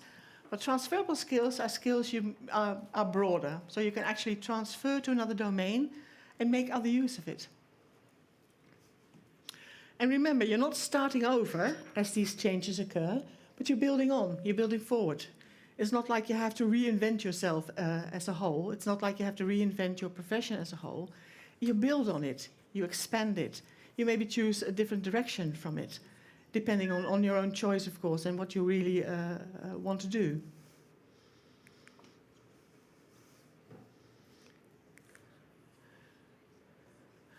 Why does it matter now? Well, it's the decline, really, of the linear careers. It's the rise of the portfolio careers. Your role is shifting. It's not sitting in an event and interpreting what somebody else does, but maybe something else is expected of you. Who has any experience in that? What else is expected of you when you're in, for instance, an important international meeting and you're sitting there as an interpreter? Yes? Sorry to interrupt. It's just interpreters are very annoying with audio. This is not that useful to the Zoom people, sorry. No, it's just to ask you not to stay right in front of the speaker, because then it picks up on your microphone sorry. and you get reverb. Sorry, interpreters are very annoyed with sound, sorry. No, I can imagine. Excuse me. Anybody experience in that you feel like my role is shifting already? In that sense, you're sitting in an international meeting and you want to share a little bit on that? What didn't you have to do before, which you now have to do? Huh?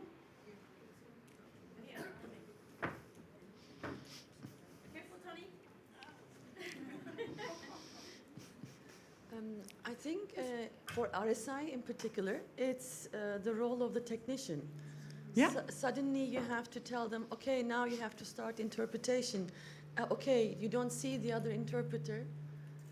Sorry. So you're going to have to add the interpreter from Yeah. the list, etc. Things like that. So we have become technicians when there is none in that meeting. Exactly. Do I have an echo or something?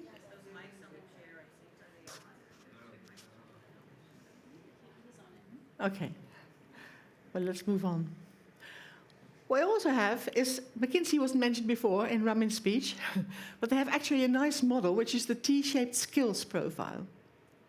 It's in your booklet. We're going to use it also this afternoon with a bit of explanation as to how to use it, but also to build a profile for yourself as to your T expertise, your broader expertise, and your expertise in depth, your more deepened expertise in terms of your relation, of your profession.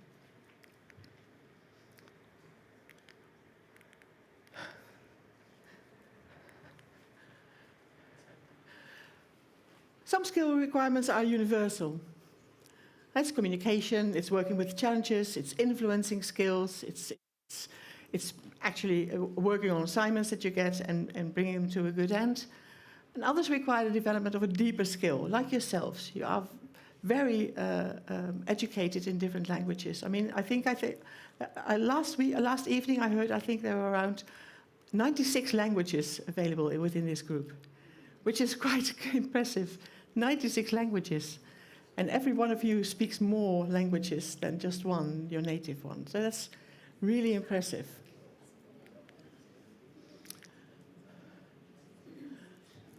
So the T-shaped profile model, it's a broad set of generally applicable skills supplemented by specific expertise.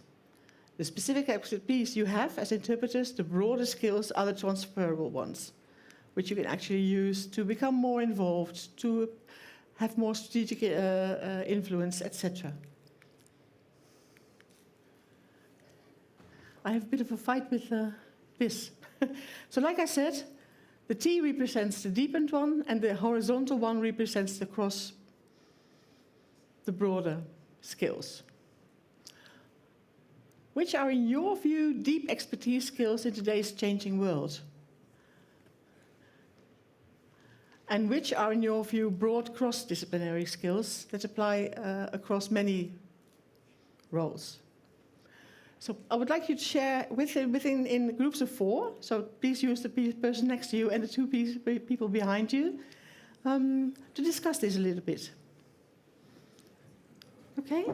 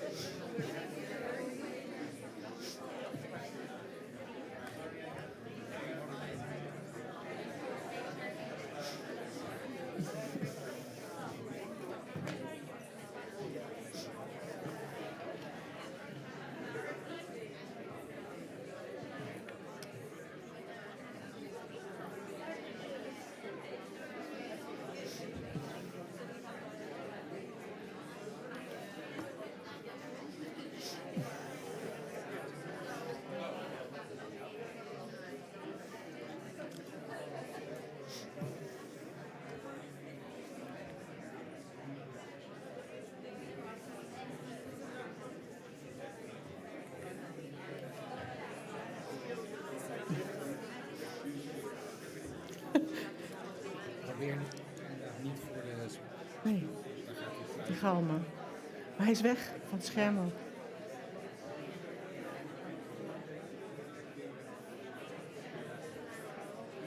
Ja.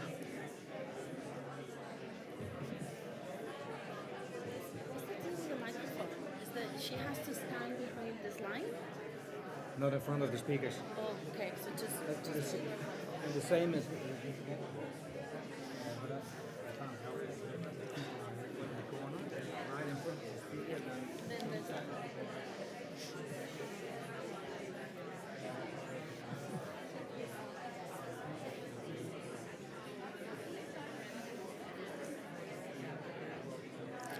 Yes, this is the one.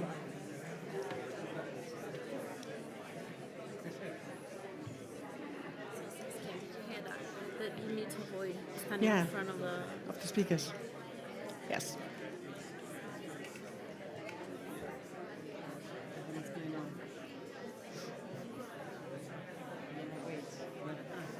Yeah, but I can't see it here. It doesn't duplicate now. It has two screens.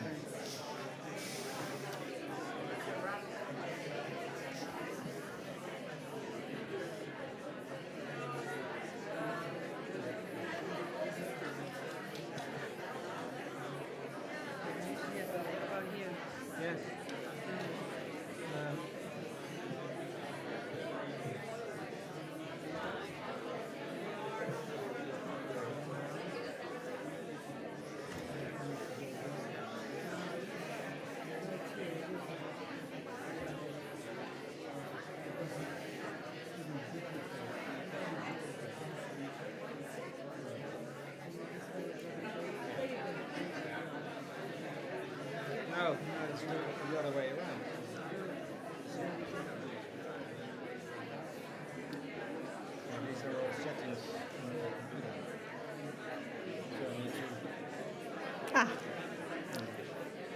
it is.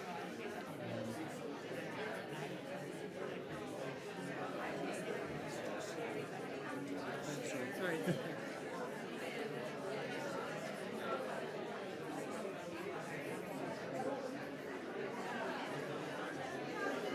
No.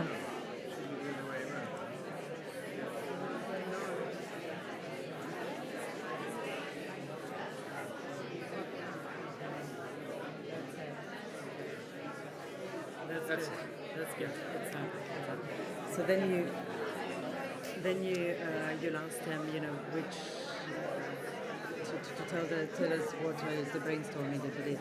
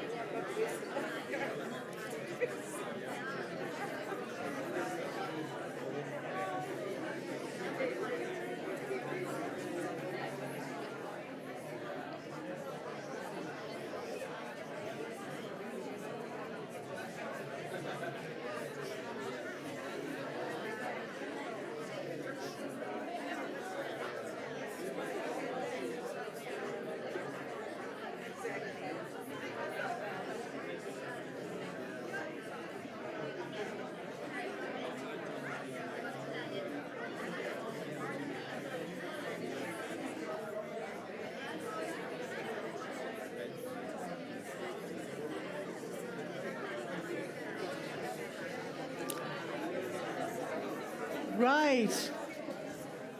Are we about ready to share some of your thinking here? Yes, good.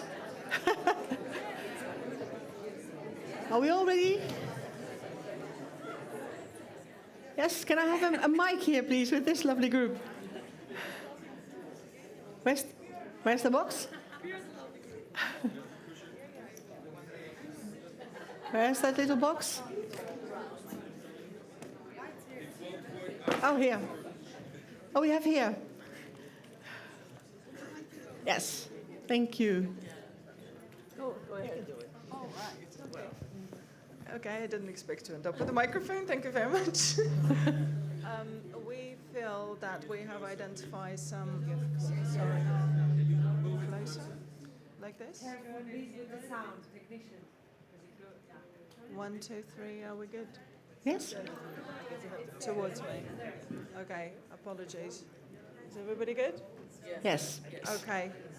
Okay, so we have identified quite a few skills. The broad skills would be stress management, business management in general, including skills like accountancy and managing your clients, and generally skills like being able to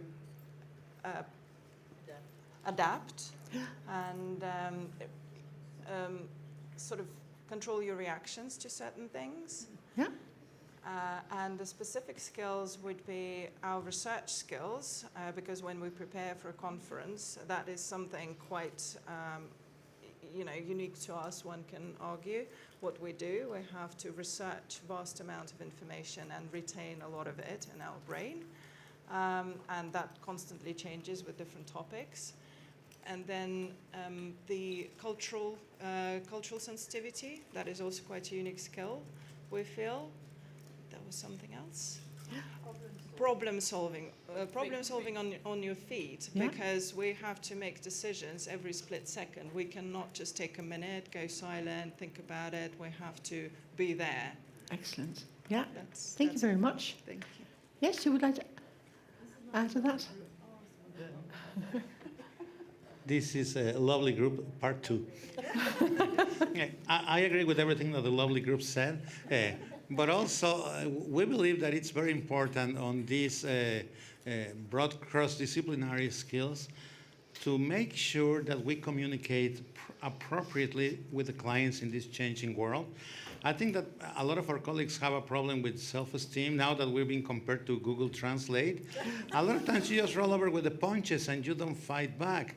And I think that we need to do that, but we need to do it very wisely, because I've heard a lot of our colleagues that they start talking about, well, yeah, but we can interpret so many words per minute, and then we work in shifts of so many hours. And the client couldn't care less about that. What you need to do is stop talking, interpreting lingo to the client when you're defending that you're not Google Translate, and really concentrate on the cultural part. You tell the client, if you want your event to be successful, you have to hire the best interpreters, because at the end of the day, it doesn't matter if you hire, a 3 Michelin star dinner or a 2 Michelin star, or you hire a Grammy Award band for the ball. People won't come back to the conference next year because of that, but they will come back to the conference because they learn, because they could concentrate on what they paid so much money to come and hear and learn, instead of wondering what did the interpreter really try to say at that point. And I think that that's one thing that we think is very important. Great, thank you. Very nice input. Great. Anybody else, maybe online? Somebody who would like to share something? No? Any other group? One more group? Yes?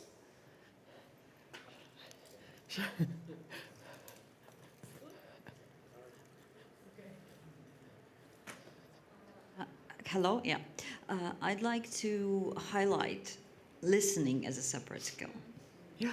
It's very hard to listen to people for a long time and deeply understand what they're saying and where they're coming from. Exactly. Active listening is so important. Actually, also in day-to-day communication, it's very important, but more specifically in your job. Yes. Okay, great. Thank you for that.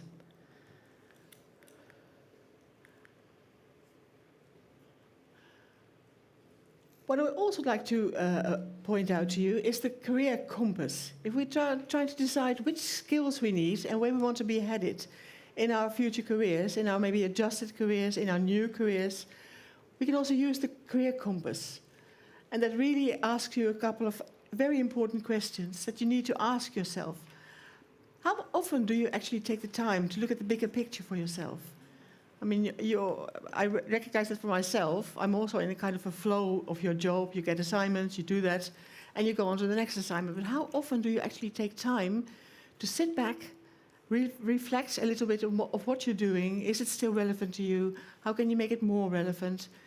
Does anybody take regular time for that? No. You do? Yes? Excellent, but you're one of the few, apparently. Especially with all the change that is going on in your lives. That's something you might want to consider, and that's what we're going to do also this afternoon, to really take a bit of time to think about your own careers, about your own needs, your own ambitions, and your own requirements in that sense. So for that, the career compass is a very nice aid. What am I able to do? Do we know? Yes, of course we know what we can do, but if you give it some more thought, what does that mean? And how can I achieve it?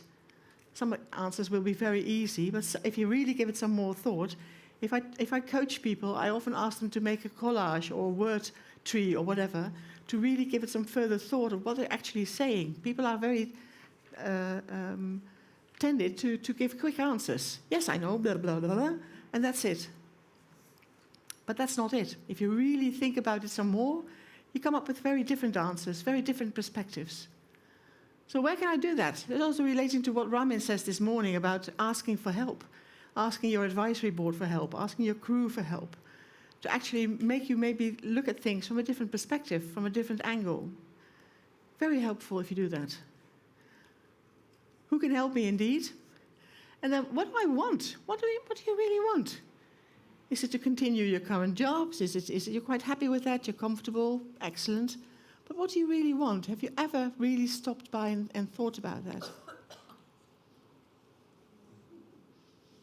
So that's an interesting one. Me and techniques don't go well together. One last exercise before lunch, and I'd like to do that in pairs, if you like. The breakout can do it in groups of 4.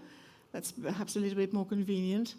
Career path scenario mapping. We'll do that more in depth this afternoon, but we do it a bit in preparation before lunch. So also to give you the opportunity maybe to talk over during lunch with each other. What is your thought? What are you thinking? To already do some prepping in that sense. So please take a moment to sketch 2 to 3 possible interpret career paths and how to get there. Make one realistic, that you feel like, yeah, this is very possible. Make one bold. Ooh, if everything goes and I'm not stopped by anything, I can do this. And make one surprising for yourself. Questions? Okay. So in pairs with the person next to you.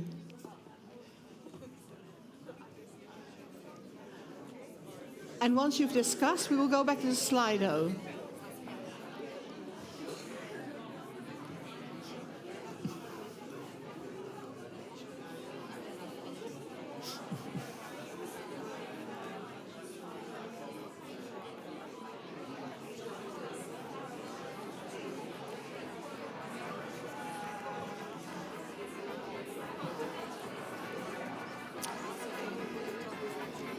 I've missed a whole part of my presentation.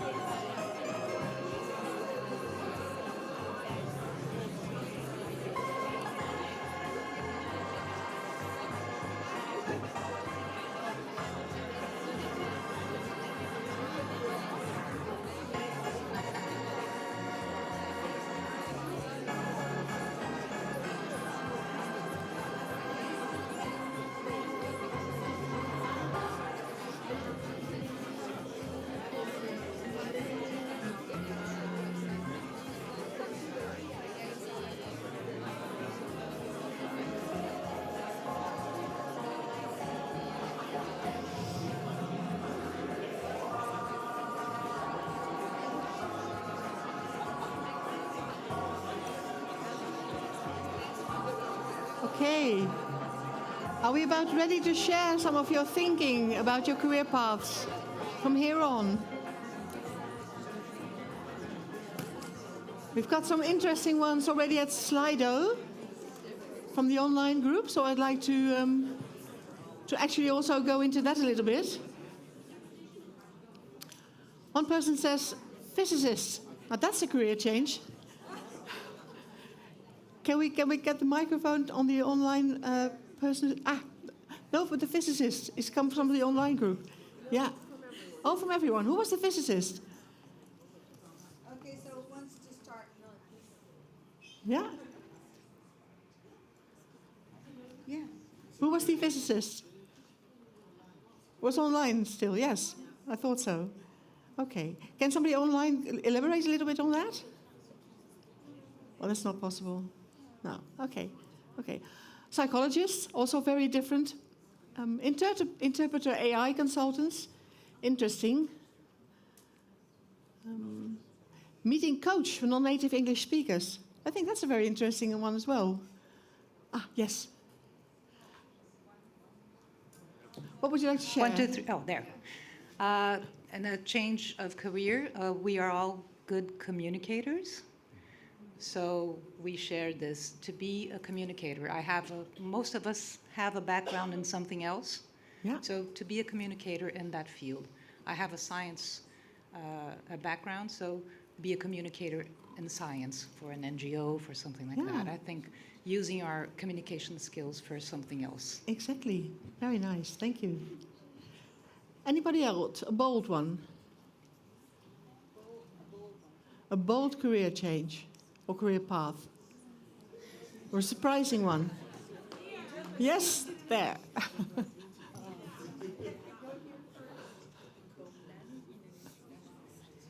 Thank you. We got both a bold one and a surprising one. And we said that the bold one, which is also within interpreting, would be to move to Asia to learn an Asian language like Japanese or Korean or Mandarin, because that would be a really good thing. You have to move there for at least 2 or 3 years in an immersion. And then the surprising one is kind of what it was said before, using our communication skills, perhaps becoming a cultural advisor for a Fortune 500 company that wants to enter a new market, and we can help them with that, the advertisement and all that. Yeah, excellent. Thank you. Thank you for that. The lady upstairs.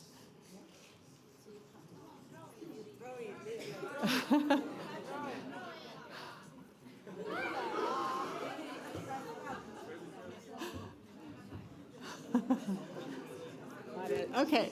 Oi. Hi, everyone. We played around with the idea of becoming a master of ceremonies for events, awards, things like that. And we also played around with the idea of becoming a coach or a motivational, inspirational speaker, like 2 degrees below Tony Robbins. Yeah, exactly. Thank you. Thank you for that. Okay.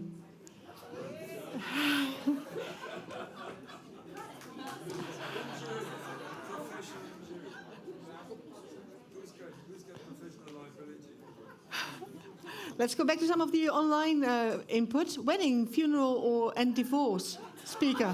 Whoa. That's an interesting one. I can't imagine what a divorce speaker actually is, but there must be some ideas. A protocol advisor, yes, relevant. Unemployed. Also a nice one.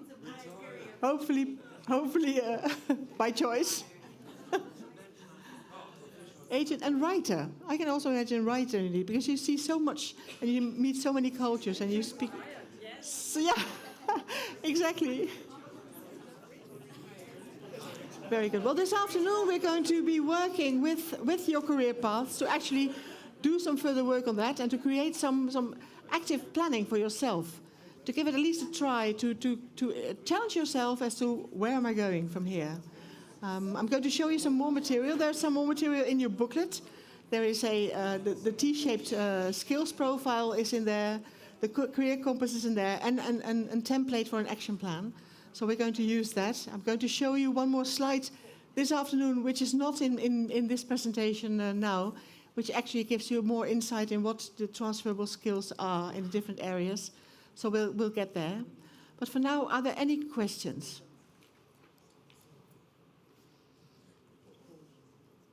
Any thoughts? Yeah? What's the wildest career change you've seen? In my coaching career, I've seen somebody who was an engineer and he had a very lovely job. He was quite happy with it actually, but there was something missing. He said, well, I make good money, I have good colleagues, I have all the freedom in the world, I can do this and I can do that. But there was something in his stomach that felt like it's a little bit off, and I can't put my finger on it. So we did a whole lot of work in finding out exactly where does your energy sit, what holds you back, what limits you. If everything goes, what goes? And ultimately, we came to the conclusion that actually he wanted to be outside much more. And he's now a forest caretaker, actually. And it's paid terribly, but he's really happy. And it's been like 3 years ago since he made that change, and it was really a drastic career change. And he calls me every year to say how happy he is. So that's really a nice thought, that you feel like, okay, it isn't always about money, it's also what makes you happy. And where sits your energy? So that was my most, that I feel like, ooh, it's interesting. Yeah, great. Yes. Oh, sorry, we'll get there. Very sorry. Hi. I just want to be contradictory just a little bit, because I like being a conference interpreter, and in 5 years I would like to still be a conference interpreter. I'm very in favor of having a plan. Yeah. Should things go badly. But it's also nice to be able to say that we're allowed to just have a 5-year plan to still be a conference interpreter, and happy about it, because it's a fun job. Excellent. But it is not about changing your career as a whole. It's about maybe changing your profession somewhat, or adding to it, or exactly. So no, very happy to hear that you're happy as an interpreter. Great. Fully agree with what she said. Yeah. Yeah. Yes. Good throw. Can you hear me? So 100%. I think we're all in this business because we're passionate about it, isn't it? We're passionate. We are passion-driven, and I'm finding this presentation quite difficult for me, because I don't really consider a career change. I follow my passion. I can live from my passion. We were just talking. I know a lot of people whose work is not rewarding, even if they have the revenue. And I feel completed by this. And I'm very happy to adapt. I'm very happy to embrace change, but I'm not happy changing career. No, and but this is the point. No, please, the lady there. But this is exactly what we were talking about also. I mean, you can add maybe, you can adjust. You say, I'm willing to adapt to changing needs, maybe, to changing requirements. But it's not about... I will not become a coach. No. I will not become No, exactly. a speaker. I'm just what I am. I can adapt my tools. Yeah. I can adapt my skilling for my profession, but I will not be a coach speaker. I will not help any company navigate with intercultural change. That's not my job. No pole dancing. No pole dancing. Excellent. So maybe we would like to give the microphone to... I think we can all agree that this is very passionate. This is a very visceral profession. Yes, absolutely. Yes, thank you. No, she was first. Yeah. In fact, I'm going the same direction, and what strikes me is that all these suggestions tend to aspire to complete career change. I didn't see any suggestion for a career transformation, so maybe we could focus on that, because as they said, well, we are interpreters because we love it, most of us. So I guess what preoccupies us or concerns us is how to stay interpreters while adapting to these changes, not just changing paths. So I don't know if you could work on that. Yes, we will work on that further, but it was never the intention to make you change careers. Yeah, no, that's not per se it's examples, really. Just a quick comment. The whole pole dancing thing was a joke with somebody said in Slido, okay? Just, it wasn't me suggesting anything. Yeah, they suggested pole dancing, finding a rich husband. It became, the Slido became hilarious at the end, just so you know. Yes?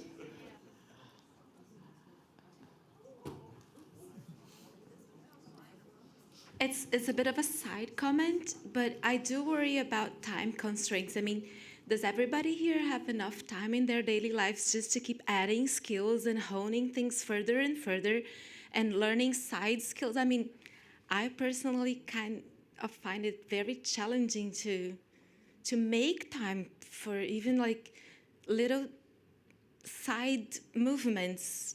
What to say of like a major change, you know? Oh, I can imagine that, and that's also what I mentioned earlier, to sometimes take time to sit back and reflect a little bit on what you're doing actually, and if it still makes you happy, and if it still satisfies you enough. And if it does, perfect. And if it maybe requires some additions, also perfect.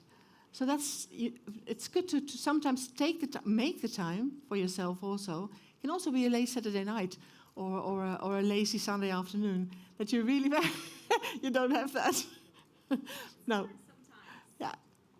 It's interesting to have a look at that, because you probably will have time if you are making that a priority. So, where's the mic? Sorry, yes. Yeah, I became an interpreter because I like interpreting. I like to enter the booth, sit in the booth, and work.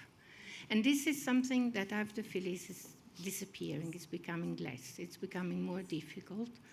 And I'm happy to work online, even if I have to become a technician and have to do 4 or 5 things at the same time. And sometimes interpreting becomes the last thing you can concentrate on. And I think it's sad, it's a pity. Yeah. I'm willing to do it because I love interpreting. I love the concentration you enter when you interpret. The adrenaline you have is addictive. I think it's just fantastic. I've been working for many years. I love it. I never stop loving it. And sometimes I think maybe, I don't know, if there is a future, probably not the way I knew it. And I think it's sad. Yeah. But that's it. Thank you. Thank you for that. Very good. Yeah? One last.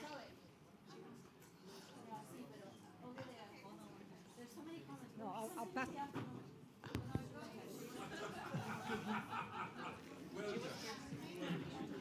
Okay, one last comment.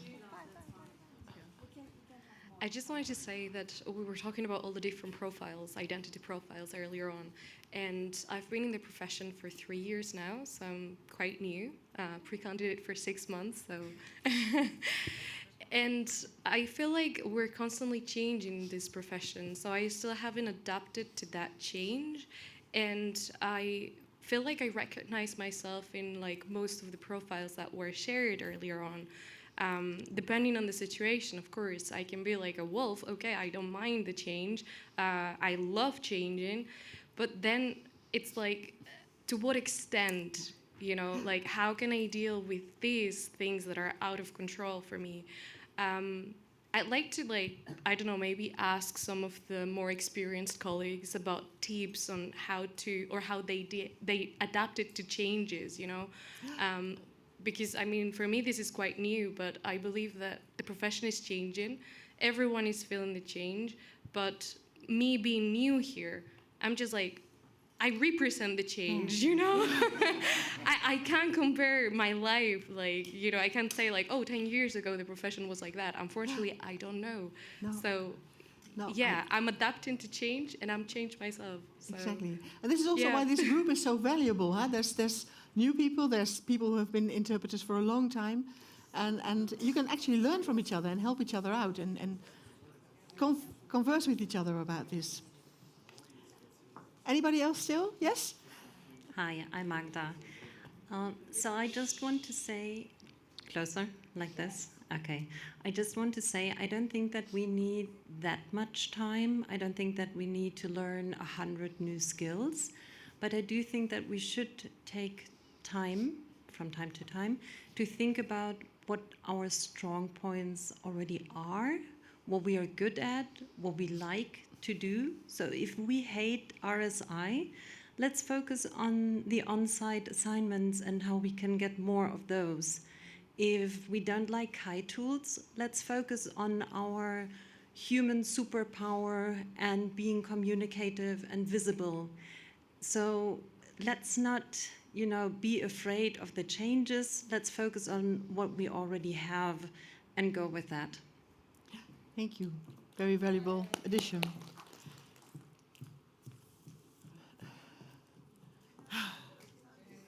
Hi. I was thinking that we have lost things that used to be complementary.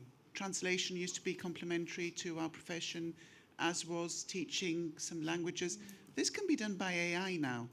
So if collectively we think of things that could be something that comes on naturally and adds on to our profession. Some of our colleagues do work as Zoom mediators. So online, they're between the technicians and the interpreters, or even when there's no interpreters, between the technicians and the speakers, because we have an understanding of what is needed in terms of what people need to hear in sound quality, the alternation, not speaking over each other. That makes for a really good communications line. Yeah. And if slowly we create various strands that add on to our profession so people don't have to rethink it on their own, I think that would be a very good takeaway. Yeah, exactly. Thank you very much for that.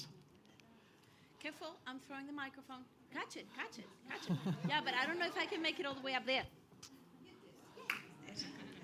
Hi. I think that most of the reactions we got is because this particular slide is a little bit misleading, because you're suggesting career changes. This is why people reacted like that. But if you think about career transformation, it has more to do, I think, with responding to the new needs instead of having this mental exercise of what are the potential careers for me in the future or extended services I could provide. Just tune into the market's needs. Just pay attention to whatever is coming up. And it's not the first revolution we've seen. Those here who are old enough, like myself, used to go to the booth without internet connection, without laptops. We studied just using dictionaries, going to the library, so some of you remember how that was. And that was a particular technology change that once we had internet connection in the booth, we had to be better. Yes. No longer could make mistakes, that we could no longer use the wrong terminology throughout the whole day because nobody told us that that was incorrect. We had to change. We had to improve. This is just another revolution. So for those of you who are older in the field, shouldn't be afraid of it. You've done this before. It's not the first revolution we've been through. So just relax, just pay attention and see, okay, what do I need to learn now? I think that just having this mental exercise of potential future, it's something that will get us more stressed rather than prepared. No, that was not the intention. I explained it a couple of times earlier already indeed.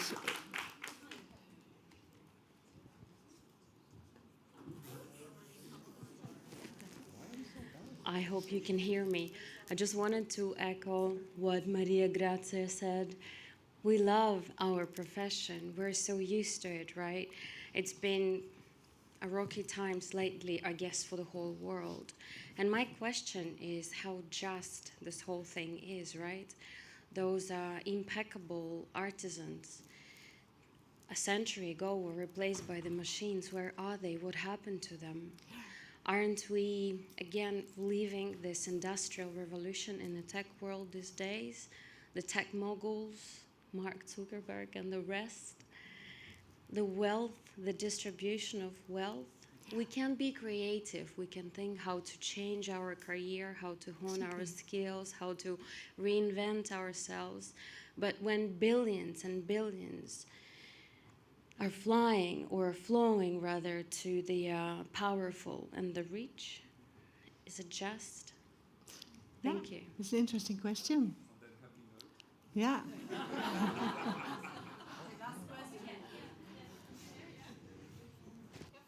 Last question before lunch? Yes. I will just find the microphone.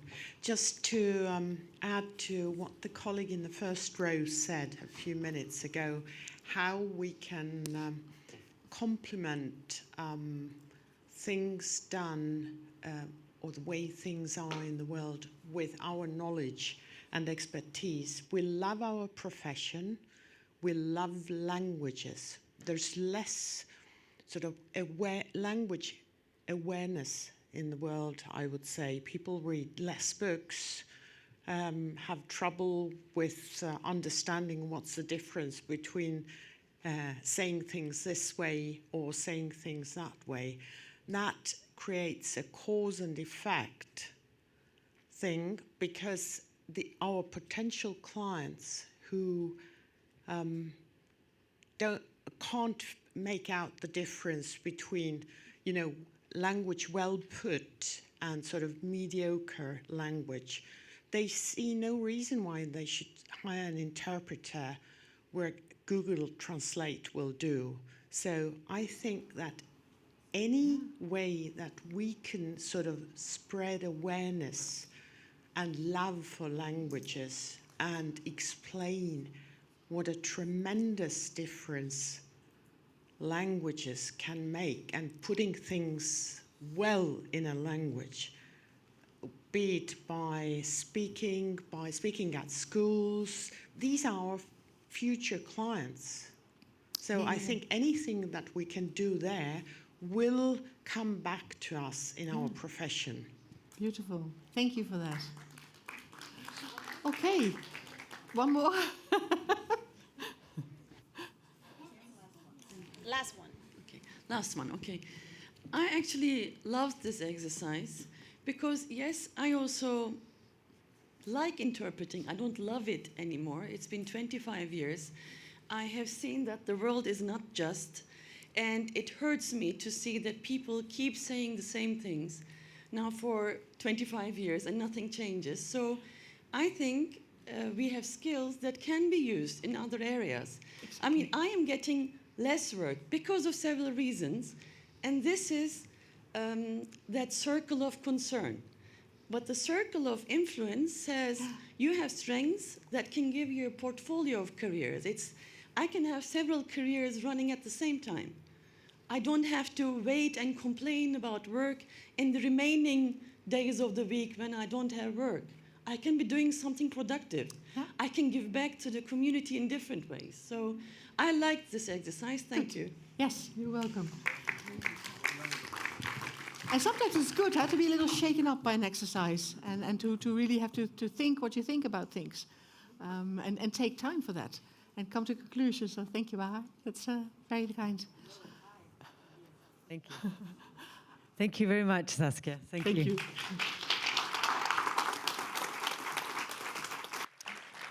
Okay, well, of course, the idea is not to suggest you change your job. That's a disclaimer. It's just for you to think about the skills that you might want to learn and to add for the future. And it could be, as Bahar said, to to embark on different careers at the same time, or to add new skills, or to hone skills that we already have. And this is why in the afternoon we will have more practical sessions.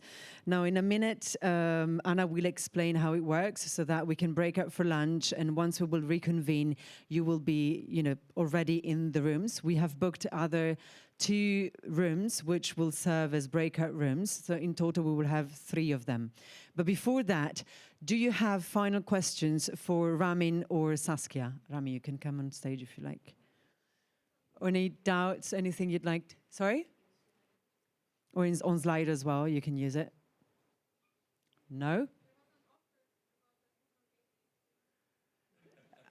ADHD. Yeah. Yes, in the afternoon. I looked for it too in the afternoon. I put it on the slide, on the book on ADHD. Seems there's some interested here. Please, where's the box?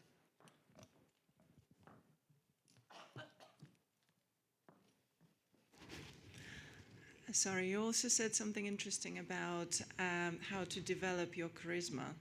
That's another very interesting topic. Can you recommend something? Yes, there are a couple of articles I can send. But just to tell you, I mean, first of all, it is connected to body language and voice. That's one. But there are some rhetorical tools too. I can mention a couple. For example, people like things in three. So the best speeches, you know, there's 1, 2, 3. Obama is an excellent example. So there are rhetorical points, what you can say. There are content parts that you can say. But the basic one is also body language as well as voice. It's important. Thank you. Another question there.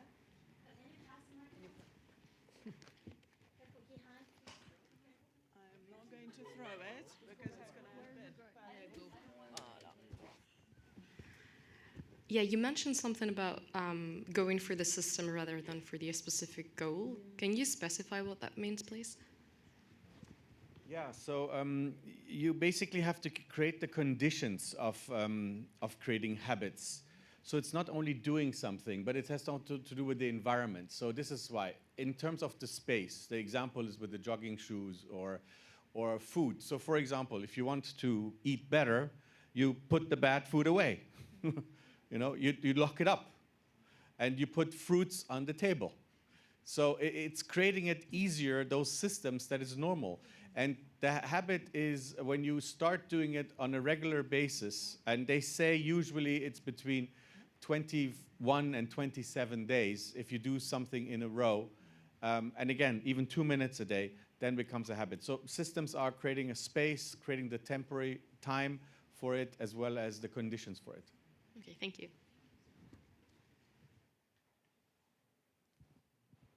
Okay, well then I'll give the floor to Anna, who'll explain how this afternoon works.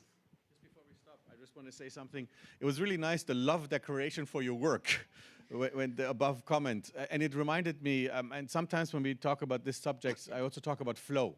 Maybe you know the concept of flow. It's by a Hungarian writer. I know. Yeah, you can probably pronounce the name better. And so it reminded me, when you're in a flow, that's fantastic. And if you're in your job in a flow, which means you're happy and you're immersed in it, the way you talked about when you go to the booth, and you're kind of slightly challenged, and at the same time you enjoy it, that's beautiful. So keep it. And I think the point is to say, if you're happy and you're in a flow, keep it. I think what we try to say is, if you want to change, what is it that you can do?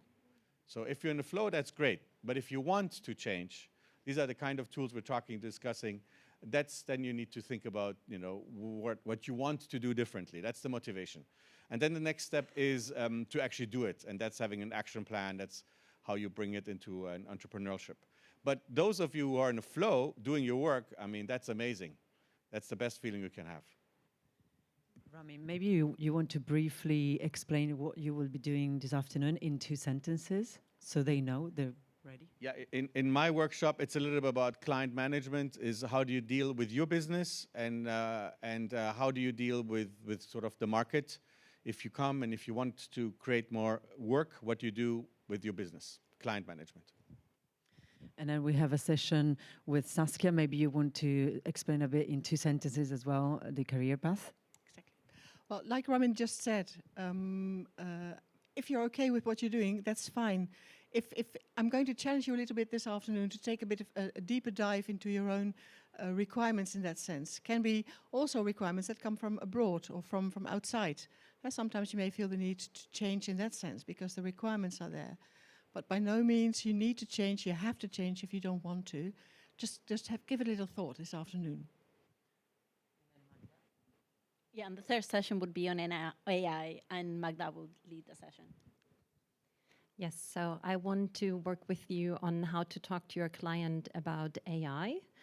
And we'll be using the decision tree, you may have seen it, and also a very new tool that I brought with me. So see you later. Okay, so I'm going to explain how all of this is going to work. You were all wondering what those colors were when you got your badge. By the way, if anyone doesn't have a color that has been assigned for some reason, please do come to Olivia or myself before the lunch break. So what's going to happen this afternoon is that we're going to have 3 groups by color in the 3 different rooms that I'll tell you in a minute. So we're going to ask you to please go to your rooms at 2:25 because we're going to be very, very tight on schedule. So we're going to start at 2:30 on the dot. We will not wait for latecomers, right? What time are we coming back? All right, okay. So one of the rooms is going to be this one, the theater. I'm going to start with the easy one. And you will stay here if your badge is green. If your tulip is green, you will come here and stay here. You're not going to move throughout the three workshops this afternoon. The trainers will be moving around. So you stay here if you're green, okay? What color is staying here? Green. What time are you coming? All right. Okay, good. So all of you who are yellow, who's yellow? Yellow? Okay. So yellow will be at what time? 2:25 in room college. You will see all of us will be, or some of us will be standing, they're on the same floor. We will be guiding you. One is on the right and the other one is on the left. And you go to the room and you'll stay there. What time are we coming? Okay. So the yellow group, yellow, who's yellow? Yellow, you're going to college. What room are you going to? Who? Okay. All right. Doesn't matter. Okay, so the other group, blue, who's blue? Blue, okay. Blue, you're going to room podium. So, blue, what room are you going to? Podium. What time are you going? All right. Any doubts? Okay, all right, good. Yeah, we will be waiting for you at the escalator to point the directions and everything. It's here on this floor. Second floor. Have a good lunch. Thank you. For lunch, you've got restaurants outside. There's plenty of choice. Feel free. It's not be served by PRIMS. We don't have the budget for that, I'm afraid.